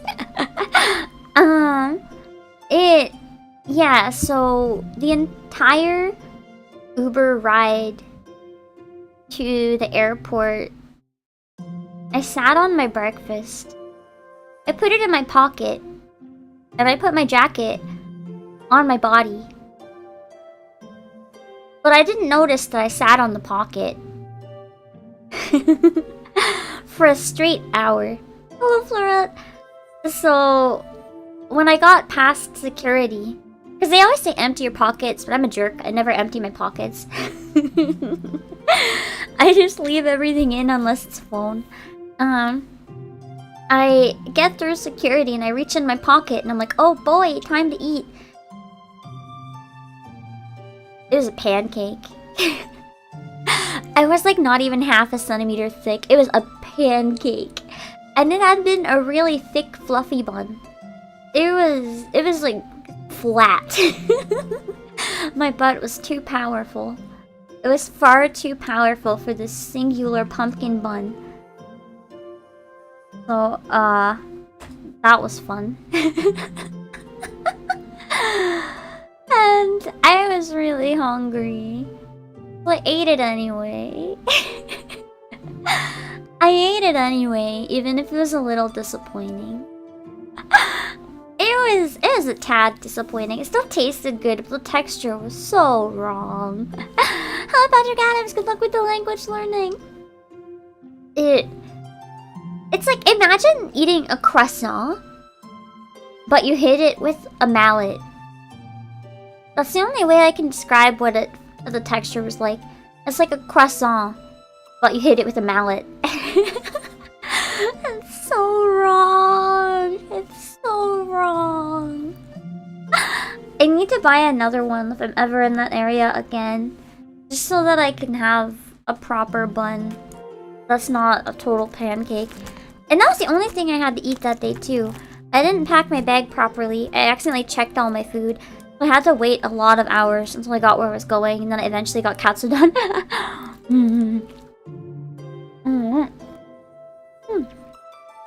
Cherry raid! Cherry! Thank you for the raid! I didn't see it, but thank you. Hold on to it. Hold on. Nom nom nom. Thank you for the raid!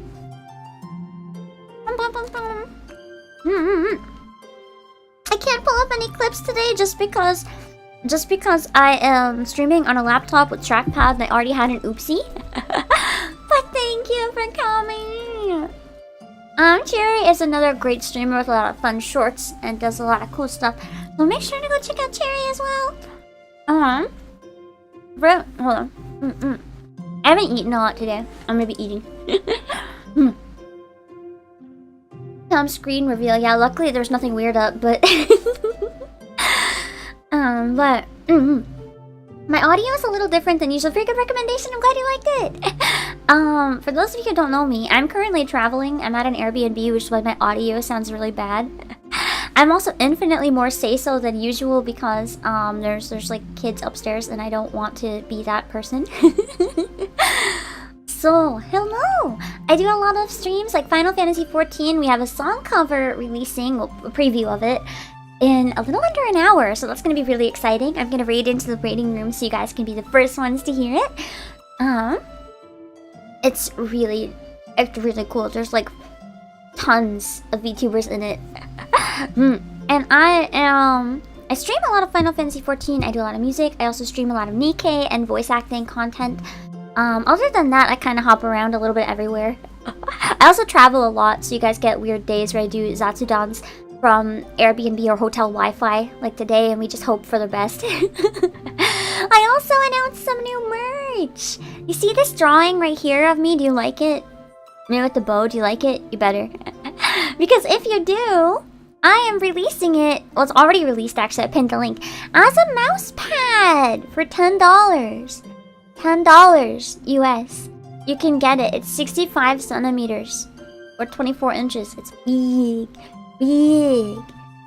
So if you play FPS or MMOs and you need a new mouse pad for all your gamer equipment, I almost said a swears, but I'm trying not to.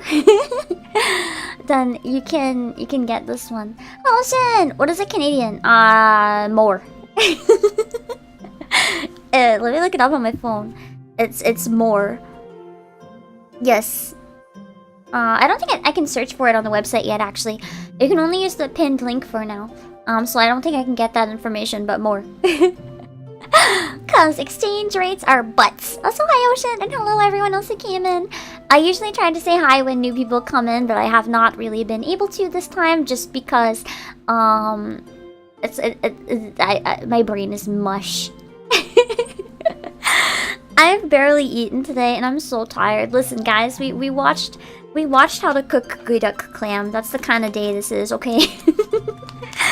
It's a day. It's a day. We also talked about poop being thrown out of airplanes from the sky, which is apparently not how it works. It's a day. 1352 Canadian. Thank you, though, Creation God. Thank you. So more. Oh yeah, I also smashed some bread. Which is I got C14's words made me say that in a way that came out very different than intended. It's fine, it's fine. I sat on it for an hour. And then I ate it. Not on purpose. I ate it on purpose. I didn't sit on it on purpose.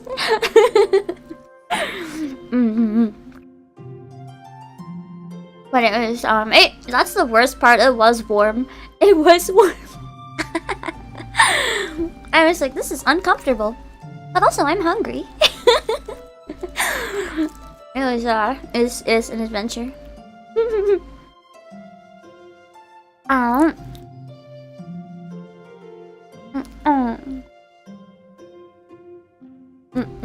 Lucky bread? I'm not so sure if you'd say that if you saw the state of the bread. It looked like pretty unfortunate bread to me. Still tasted great though.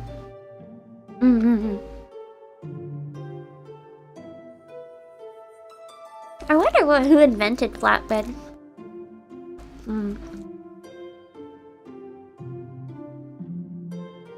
It's interesting looking into how different food was invented. Sometimes out of people experimenting, and sometimes out of necessity when ingredients were low during famines and stuff. A lot of creativity comes when you're in a pinch. You know about the Super Mario Wonder Nintendo Direct tomorrow? No. Creative. Oh, I'm not gonna say that right now because I think all the kids can hear every word I'm saying. But thank you for following. So, what was I saying? I do know about the Direct now. I've not been much on Twitter or Discord because I'm trying to cut back and do a lot more real life stuff this week and next week. I'm not gonna be reacting to it. I'm being really careful when I schedule my streams right now. I'm gonna be out all day tomorrow. There is one important thing I'll be around for. But other than that, I'm going to be spending time with some good friends. Who know what I dropped the tofu skin on my skirt. It's gonna stain. Ugh, I don't have stain remover here. I guess I'm gonna buy some after stream. That is straight up peanut oil. Fun. It's friends that know the type of thing I do. So guys should say hi to mystery people, and I will relay the hi. I actually am visiting a place where I know there's some other VTubers here too, but this time I'm not really. I might meet up with one or two really chill, but I'm not really going to go out of my way to reach out to a lot. Not because I don't want to. I'm just trying really hard to take a step back and just not think about stuff. If that makes sense.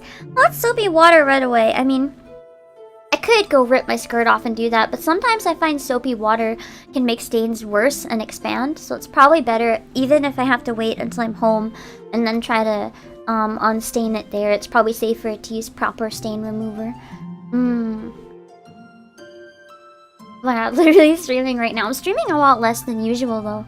I'm trying not to go over a few hours and only 3 times a week instead of like 10 hours 3 times a week. And I've been working really hard behind the scenes on answers and a concert I'm hoping to do in October. Also real cute. And I'm thinking about my Christmas concert as well. I've been trying to think really hard. How do I top Carol of the Bells from last year? Because those of you who saw Carol of the Bells last year in the concert know how hard I went on that song. And I think in the end it ended up being a little over 70 guests in my concert last year, or like 68 or 69. And I don't know how to word this. They're gonna be a little bit of real talk for a minute, guys. I'm scared for this year's Christmas concert. I'm actually scared. Specifically because I feel like last year's set the bar so high that, you know, I'm kind of worried about living up to it or passing it. I feel like the bar has been set so high that it's really intimidating. So, yeah. Well then, I'm gonna do a similar thing because I really enjoy doing it, so I don't want to do something different, but it's gonna be different songs. I have an idea though. Arcadra. I have an idea though for a song that might be able to compete with Carol of the Bells. One big song. I'm not gonna have as many big songs as last time. Like we had Carol of the Bells, and we had Snow Halation, and we had the Final Fantasy XIV parody. I think I'm probably gonna only have 2 really big songs next year, and the rest will be like 2 to 4 people per song. But then there'll be 2 that go really hard. I also am gonna use all my dream songs because the thing is, I do that every year, but then the next year comes and I'm like, what songs haven't I done? So there's probably gonna be a lot of repeats, but I mean, it's Christmas songs. You guys don't mind repeats, right? It's fine. It's fine if we have repeats. It's fine. Have the Final Fantasy XIV parody be a recurring song each year. We can maybe play it during my bathroom break or something. Maybe. That's actually potentially an idea, because it is a video. I'll just have to pre-record my part. Because despite the video being pre-recorded, I did record the audio from my lines live. I can just record them. But that'll be cool. There's always a saying along the lines of shoot for the stars and you can land on the moon no matter how it goes. That'll be an achievement. That's true. The problem is, I feel like I've hit the stars and now it's like, okay, I need to hit another star. It's like, that was a lot of pressure the first time. You want me to do it again? Hello, Ramen and Lucid. But I still repeats less than Mariah Carey. We did Mariah Carey last year. I want to do it again. I want to do it again. That was a fun one. I think it was Kiki and an alpha that sang it with me. And that was really big and exciting. Talking to Kyohei, I've been really excited seeing more VTuber concerts pop up as well. I don't know if I'm the first person who ever did something like that, but I have noticed, since my first Christmas concert, a lot of people have been doing similar things here and there, and it makes me really happy. Because I know how much work it is to do something like that, and it makes me happy seeing more and more of them. I think I've only seen a few so far, but it's exciting. I remember last year, I remember last year I actually had, I'm gonna write down the song suggestion. I actually had, I had another Christmas concert during the same time as mine, I think, and I was like, oh no. So I'm gonna probably reach out to the person who hosted it last year and be like, hey, when's yours? Maybe we can like promote each other's and make sure not to overlap. Because I didn't really want to overlap with theirs. As soon as I found out I felt really bad. Because I would have liked to support theirs as well, because I know how much work goes into it, and I wanted to promote theirs. I went to go retweet it, and I was like, ah, shoot. And I think they want to make it an annual thing as well, so I can try to make sure I don't overlap. If they have a time in mind, I can try not to overlap. Or even if we did one after another, we can even raid into each other or something, that'd be cool. Hello, Fresco Swordmaster. We'll see. But yeah, I need to finish this tofu skin. It literally says keep refrigerated. Like, there's 6 here. I'm not gonna eat all of them because they're so big. But I need to finish this one and put the rest in the fridge before I get food poisoning.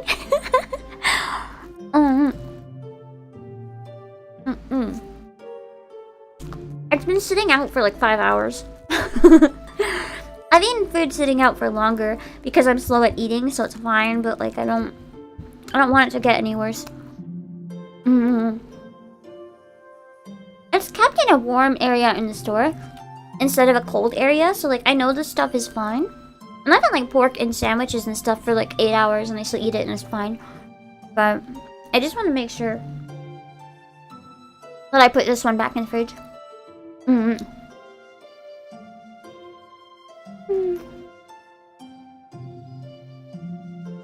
Yeah.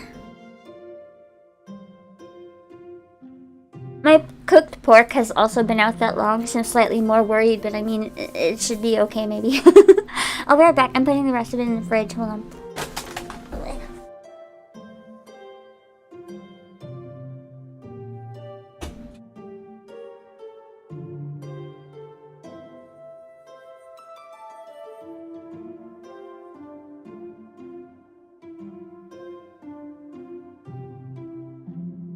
I'm also getting water. Hold on.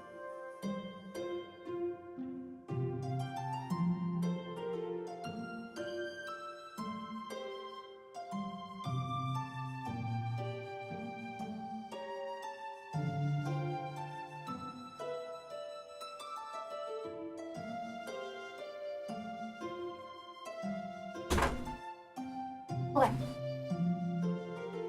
Wait.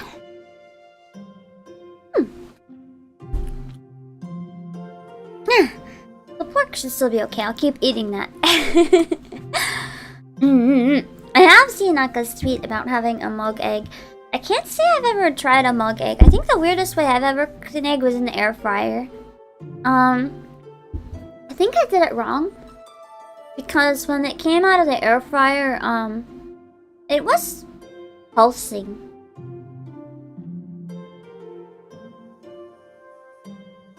Like, it looked like it had a heartbeat inside of it. It was pulsing. For like a solid 2 minutes. And then I stabbed it with a fork because I was nervous. I stabbed it, and then it stopped pulsing. I don't know what was happening. I think maybe what happened is that the top layer might have solidified, and then there was like liquid still inside of it, and it was like boiling inside of the egg or something, but it was pulsing. It was terrifying. I literally looked like I created life. It was a mess. I have had air fried chicken. You want to know the best way to make air fried chicken? So first of all, don't flavor it with spices. Well, you do use spices, but not afterwards on top of the breading. The best way to make really good fried chicken, I usually use chicken thighs, like boneless ones cut up because the fat can be quite good when you fry it like that. I'll use chicken thighs and cut them all up kind of small, and then marinate them. Marinate them in like whatever seasoning you want. I usually use a mix of sake, mirin, soy sauce, a bit of whatever sweetener you prefer, garlic and ginger and pepper. I also put in some almond milk to make it a little more creamy. Hello, Bernard Unboxing.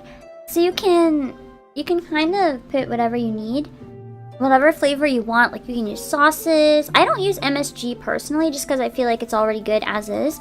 But it'd probably be good in it if you want it to be stronger. To me, it already tastes how I'm happy. It is a good marinade.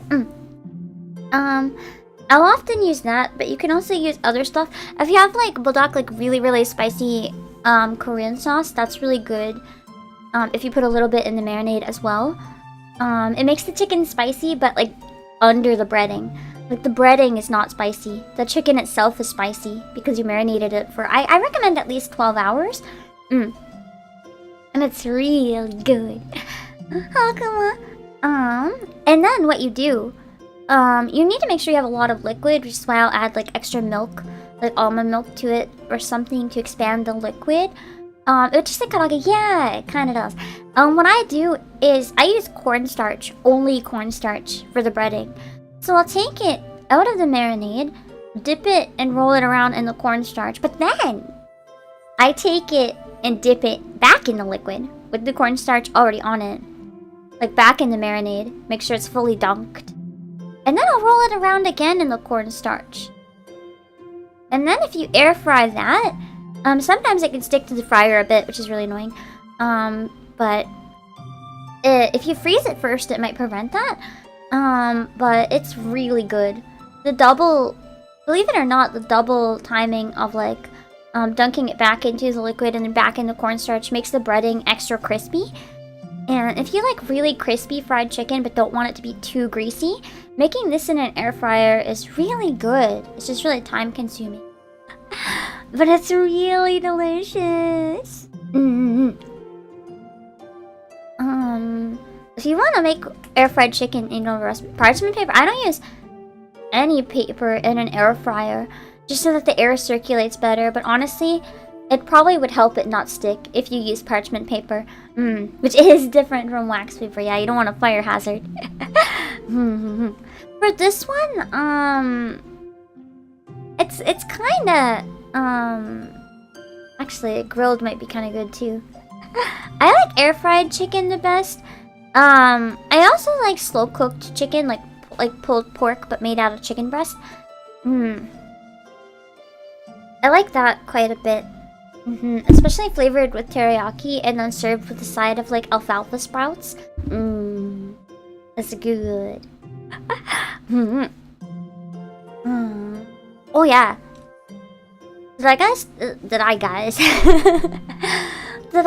I tell you guys about, I can't remember if I talked about this or not. Hello, Lane! You're teriyaki and sprouts and I'm listening. Yeah! Teriyaki shredded chicken.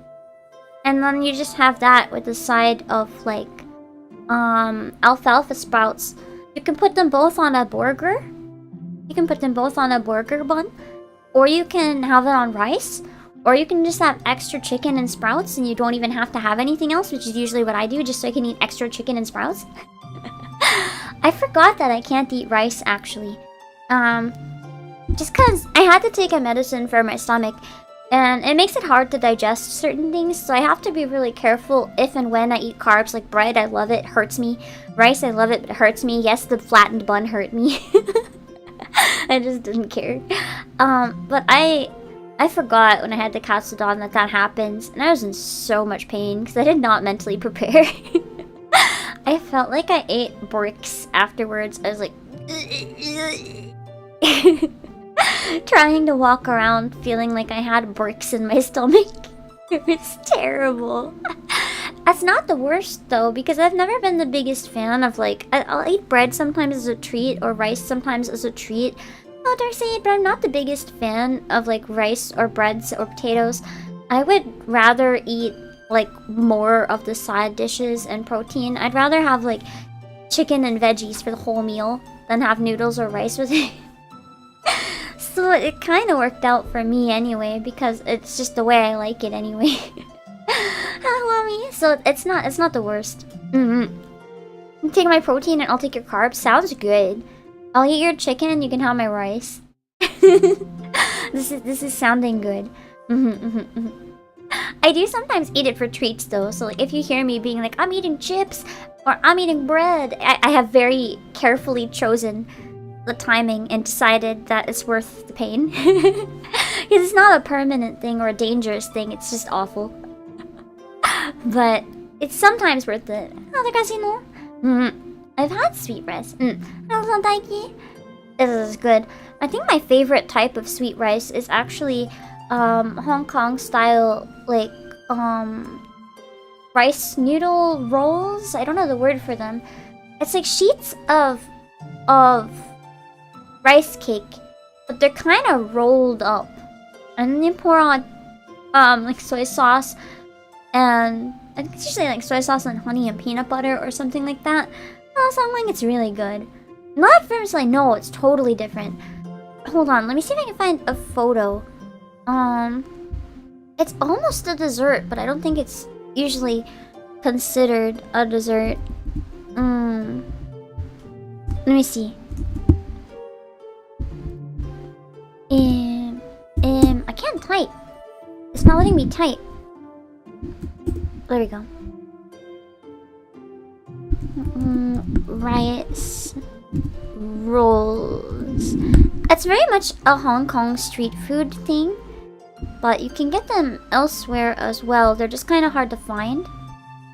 Hold on. If you're in a city that has a lot of like international food, you probably have it. Why can I not click? There we go. But if you're not, you probably don't have it.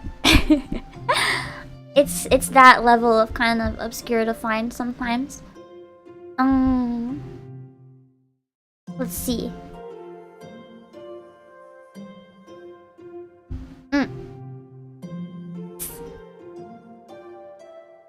So it's like a really sweet and salty and rich sauce.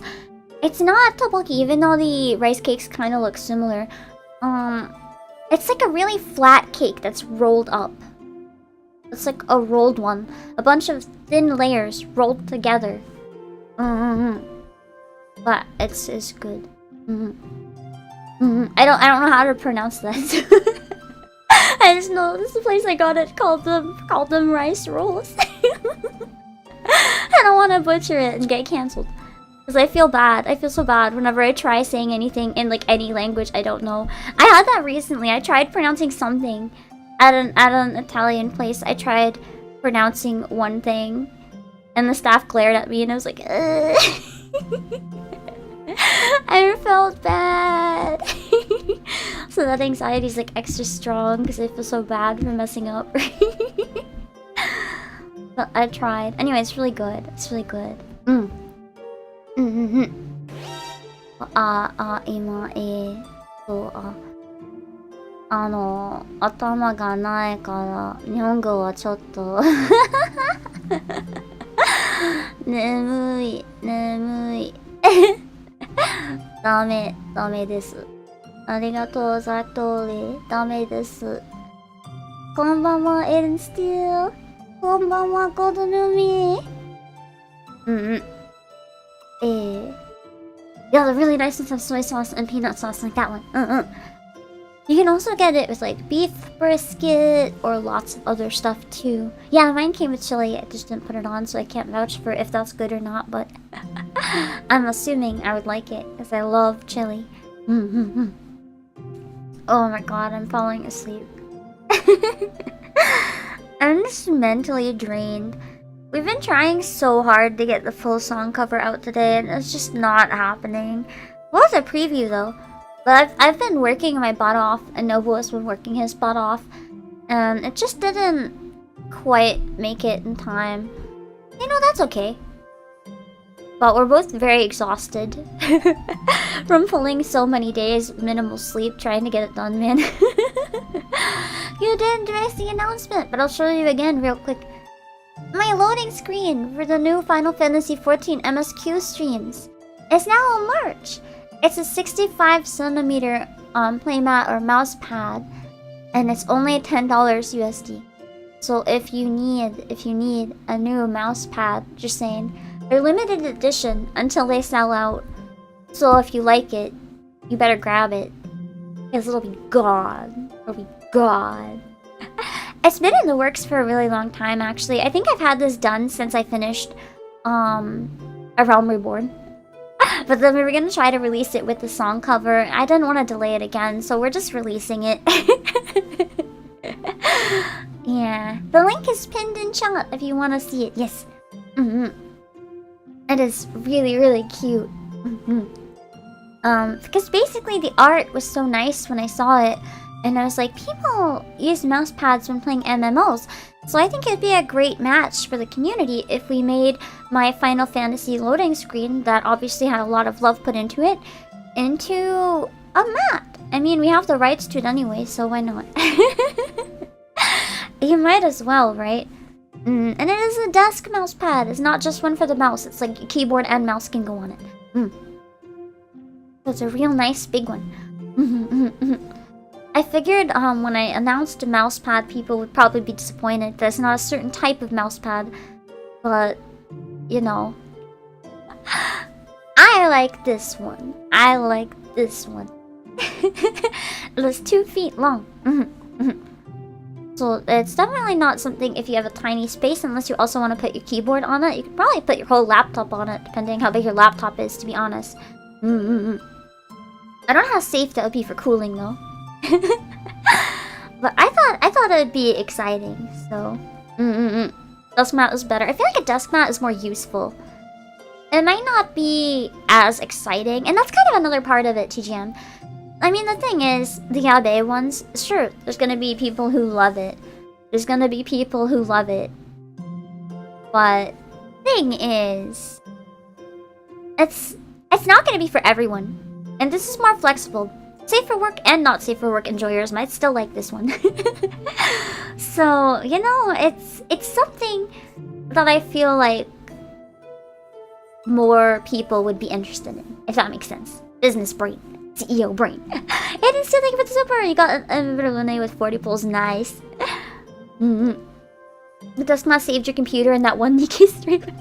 This is your advertisement. If you don't have a desk mat, it saved Lane's computer. I can save your computer too. But yeah, it's a good balance. It's not fan art though, actually, Joey. 3 PM is the official Playasia artist. You know, she made Aka's model. She's done a lot of stuff for me. Basically every chibi sticker except for a few that you've ever seen were done by her. She's done tons and tons and tons of really cool stuff. And I approached her being like, Ayo, can you do this gigantic project for my song cover? And she put so much love into it that I was like, we might as well use it for more than just a song cover and loading screen, right? Because it turned out so beautiful that I really wanted to have a physical copy of it myself on something. At first I thought maybe a poster, but then I was like, Discman. Discman.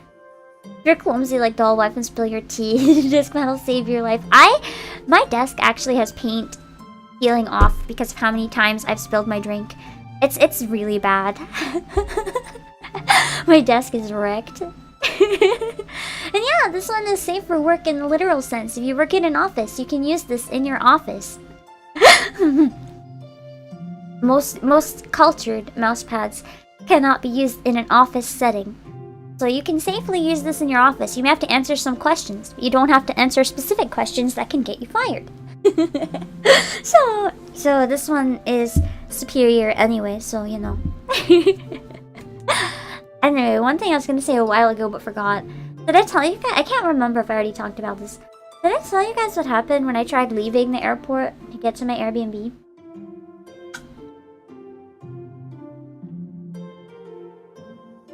It's something I didn't even know was possible.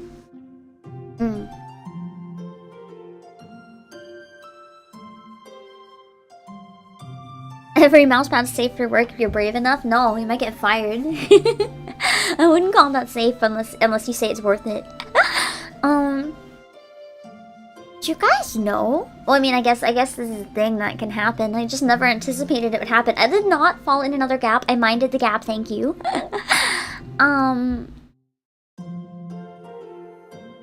I couldn't get an Uber. Like, I legit couldn't get an Uber. I was in the Uber pickup zone.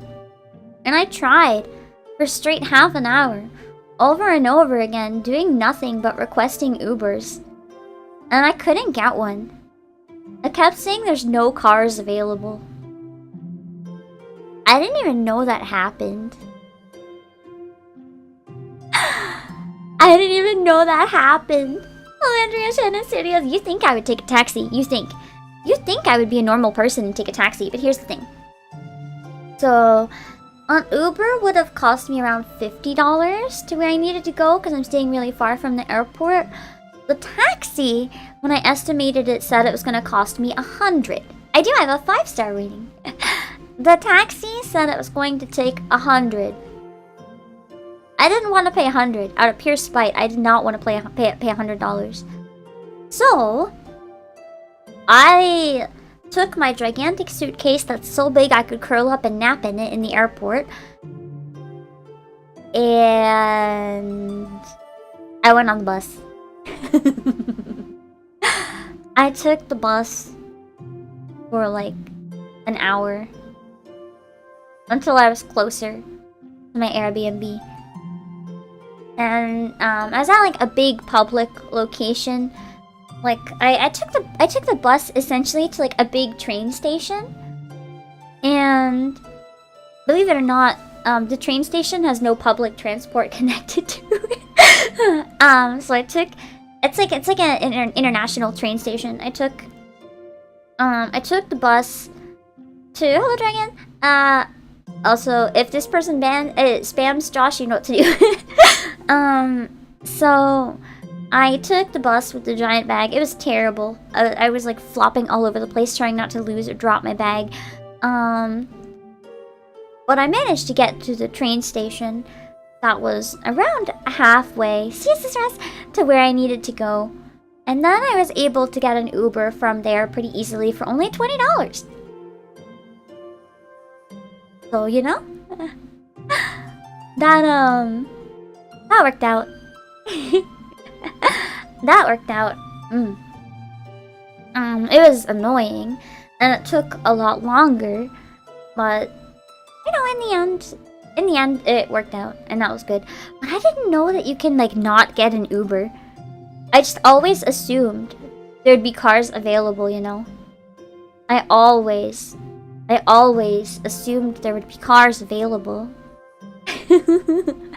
It blew my mind. They're like, there's no cars available. And I'm at the airport just like, what do you mean? What do you mean there's no cars? I couldn't pre-book. I never pre-book because I've had too many flights delayed. It makes no sense for me to pre-book. And it's good that I didn't pre-book because my flight was delayed an hour. So, you know, I wouldn't have been able to use anything I pre-booked anyway. And then when I got there were some issues as well at the airport, so, you know, it worked out. Oh, also, I forgot to pack something important. Something really important. It's a crucial thing that you must pack when going anywhere. It was bad weather, yeah. What do you guys think I forgot to pack? I want to see what you guys think while I eat some pork, and I'll tell you. What do you think I forgot?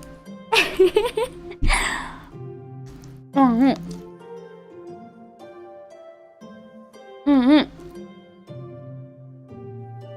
gonna post on X asking for local employees to give me a drive. I feel like that's an easy way to get abducted.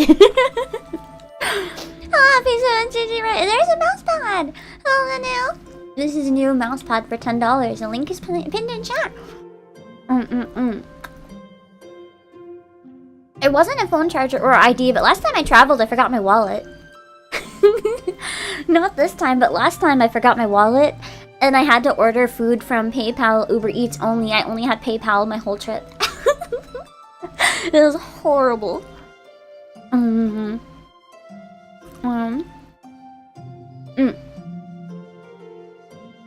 So what I forgot was socks. I only brought sneakers, and I forgot socks. And I couldn't wear one pair of socks for 7 days.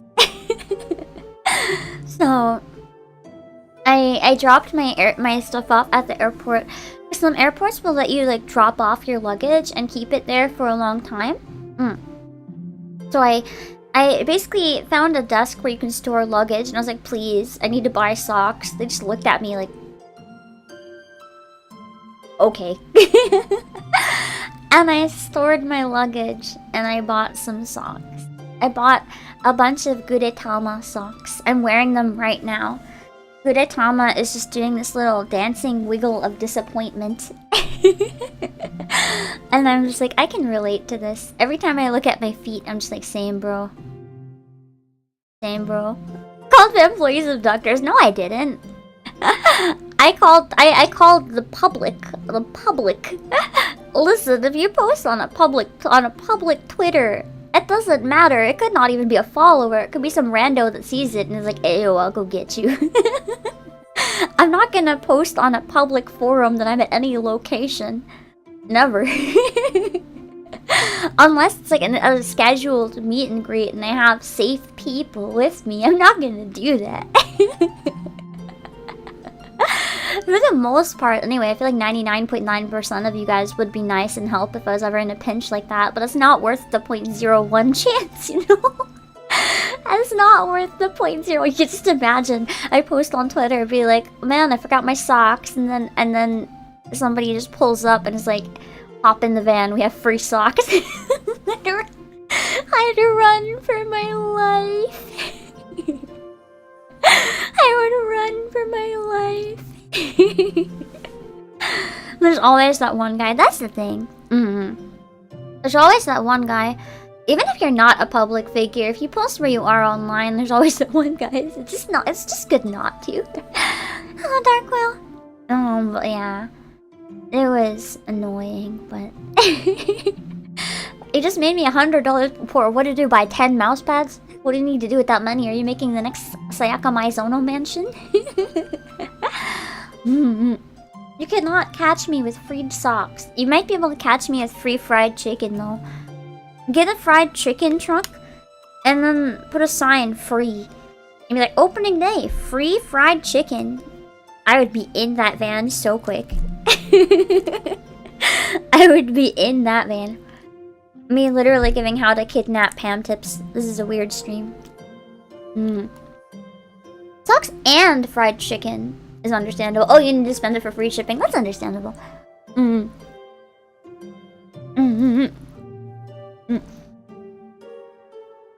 have to drive around blindfolded.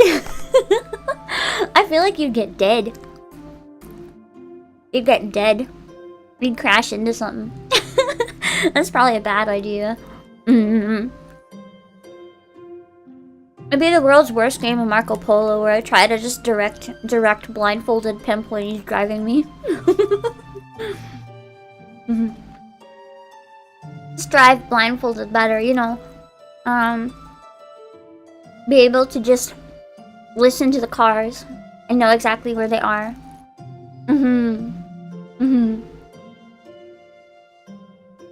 We bought the mousepad, Atelier Marie, and 2 t-shirts. Nice! Hope you enjoy. Do you trust our driving skills? I'm sure they're better than mine.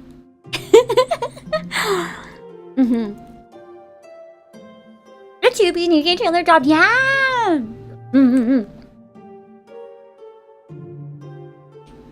Have you seen A2's model though? I think I sent you Lane the hips. The update should be out now or later this evening or tomorrow, I think. I'm probably gonna stream the Nikkei event next week sometime. Hello, Gaming with Mem.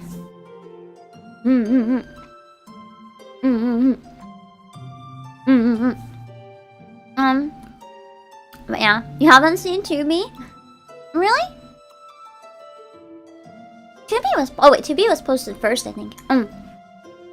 Yeah, it was out first, I thought. Oh, it's on the first, you mean? Okay, maybe there is still time then. Okay. I'm gonna be probably pulling for them later in the event anyway. I'm probably next week when I'm back to the warehouse going to be streaming part 1 if it's a 2-parter of the Nier collab. I don't know if it's gonna have voice acting or not. Does anyone know yet? I'm hoping not. I want to be able to do it myself this time. Chibi dropped 15 minutes ago. Is it something different then? Is it like a new trailer? Oh, confirmed. Yeah, they had confirmed. Wait, confirmed voice acting with Hoven. No. I wanted to voice A2 so bad. No. Why they gotta do me dirty like this? Well, that's disappointing. I mean, it's good for everyone else, but disappointing for me. That's my niche. Shift Up, how dare you steal my niche? Oh, the characters at least are voiced. Okay, the event still might not be though. The event still might not be. I need to. You can disable it and voice act it myself, but the thing is, if they put all that time and effort into voice acting the event, I'm gonna want to watch the voice acting, you know? I'm gonna want to watch the hard work they put into it. I feel like I wouldn't want to do it myself if they already did it. I would want to voice it if they didn't do it though. Does that make sense to you guys? Well, yeah, that's true. I have muted and voiced it myself just out of a pure glitch when I lost the voice acting entirely for the game. That was fun.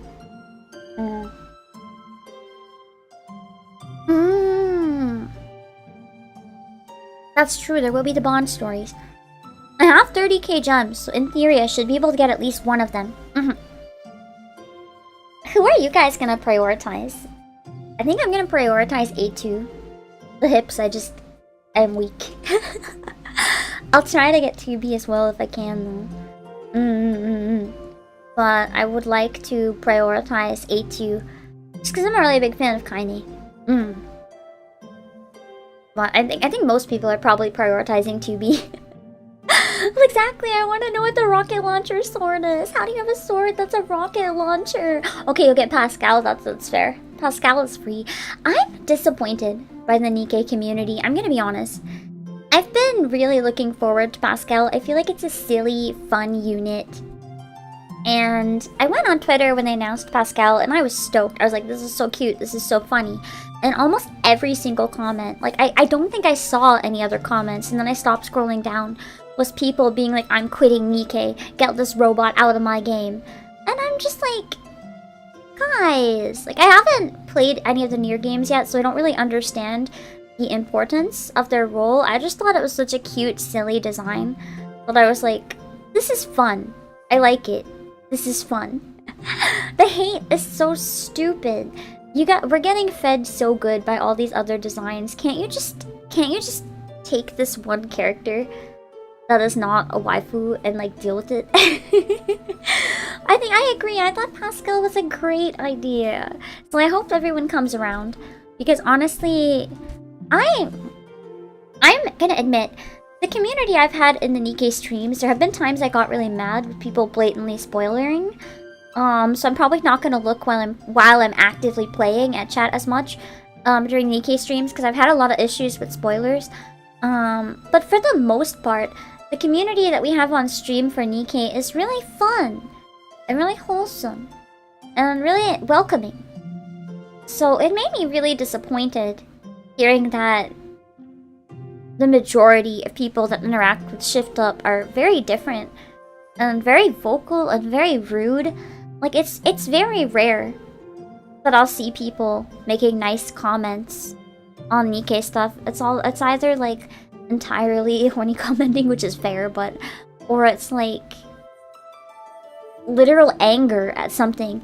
You can be angry at a game without treating it that way. Like I feel like the treatment they get is not really cool sometimes. It crosses the line into where I'm like, guys, just shut up. Quit the game if you hate it as much as your Twitter posts make me think you do. But yeah.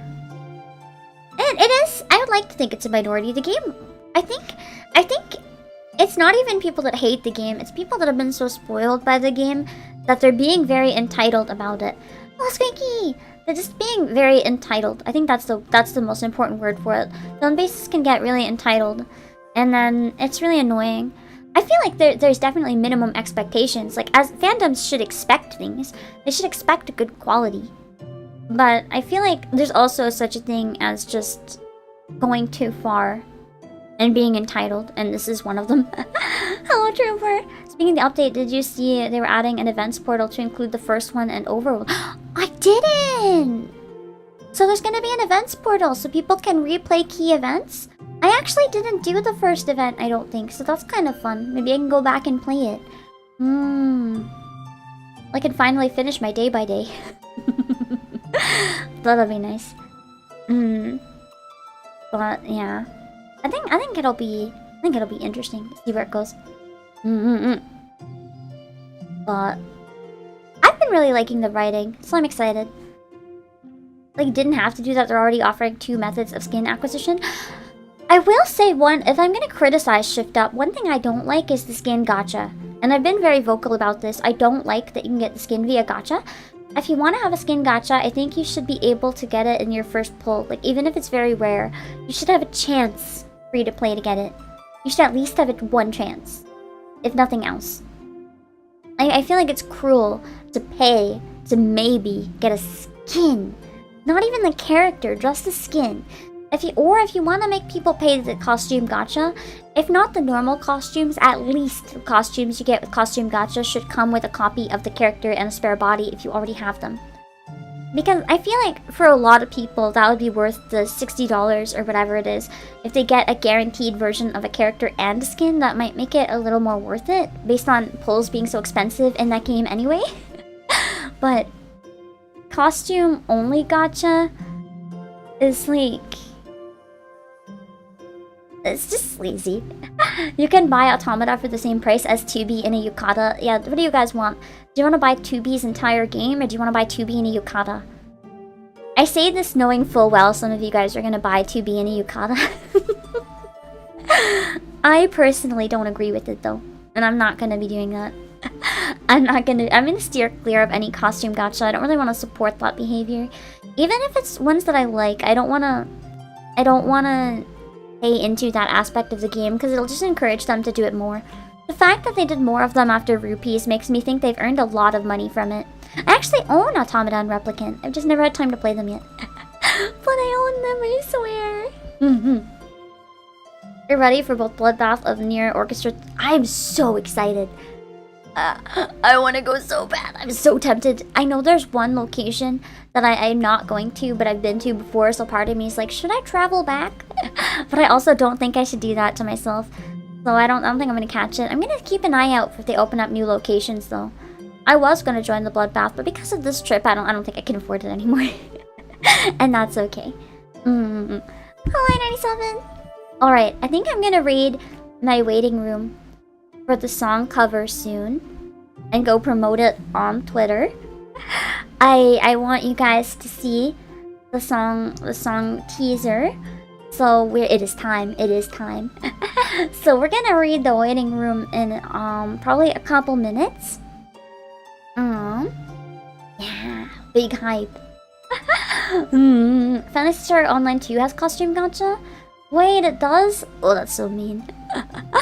But I'm excited.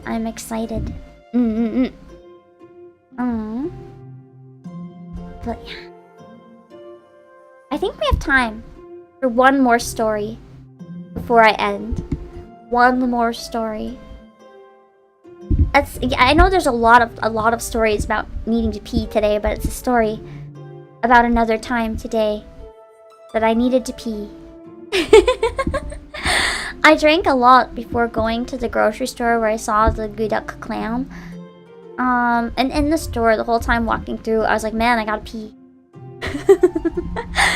And then I realized I'd have to take the bus an hour back to where I was staying, so I was like, I should really go somewhere and pee. But where I'm staying right now, it's very common for public washrooms to be locked. Like you can't go in, they're locked. So I go into a place where I know it won't be locked. I go into a McDonald's. And I buy a thing that's like $1 just because I want to use the bathroom. And then after I buy it so I can feel guilt-free, I go to use the bathroom. It's locked. It's locked. And there's a sign, it's like, press a buzzer to get a staff member, but there's a big rush for lunch. And I pressed it like 10 times. Nobody was coming. And I was like, oh no. And then you know what I do? I push open the door. And it wasn't actually locked. I just believed the sign that said it was locked, but it wasn't locked. I just went in. I just walk in. I adopted anime materials. I just walk in. I just go in and pee. It was not locked. That was a lie. I was bamboozled. And then I go in. And hello lady, thank you for subscribing. I go and I sit in the toilet and I do my business. And then I reach for the toilet paper. Can you guys guess what happened when I reached for the toilet paper?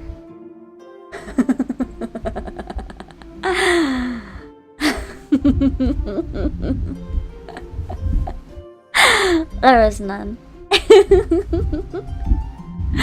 The only thing that saved my life was the pack of Pam tissues that I had in my backpack. I had one pack left that I've been saving for emergencies. And thank goodness I had the Pam tissues in my backpack. Oh my gosh. They saved my life today. Anyway, then I went back outside to get on the bus and a wasp flew in my bag because it wanted to eat the thing I bought at McDonald's.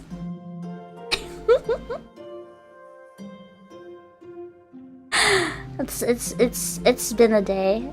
It's been a day. That and trying to rush to get the song out. Anyway, I'm gonna drop my links and get the waiting room because I think it's starting very soon. Reminder, if you haven't seen it yet, I'm gonna put the link in the description for the song and this after. If you like the image used in it, it is on for sale right now. I have to move the mic. I'm so sorry. $10. Link is pinned in chat.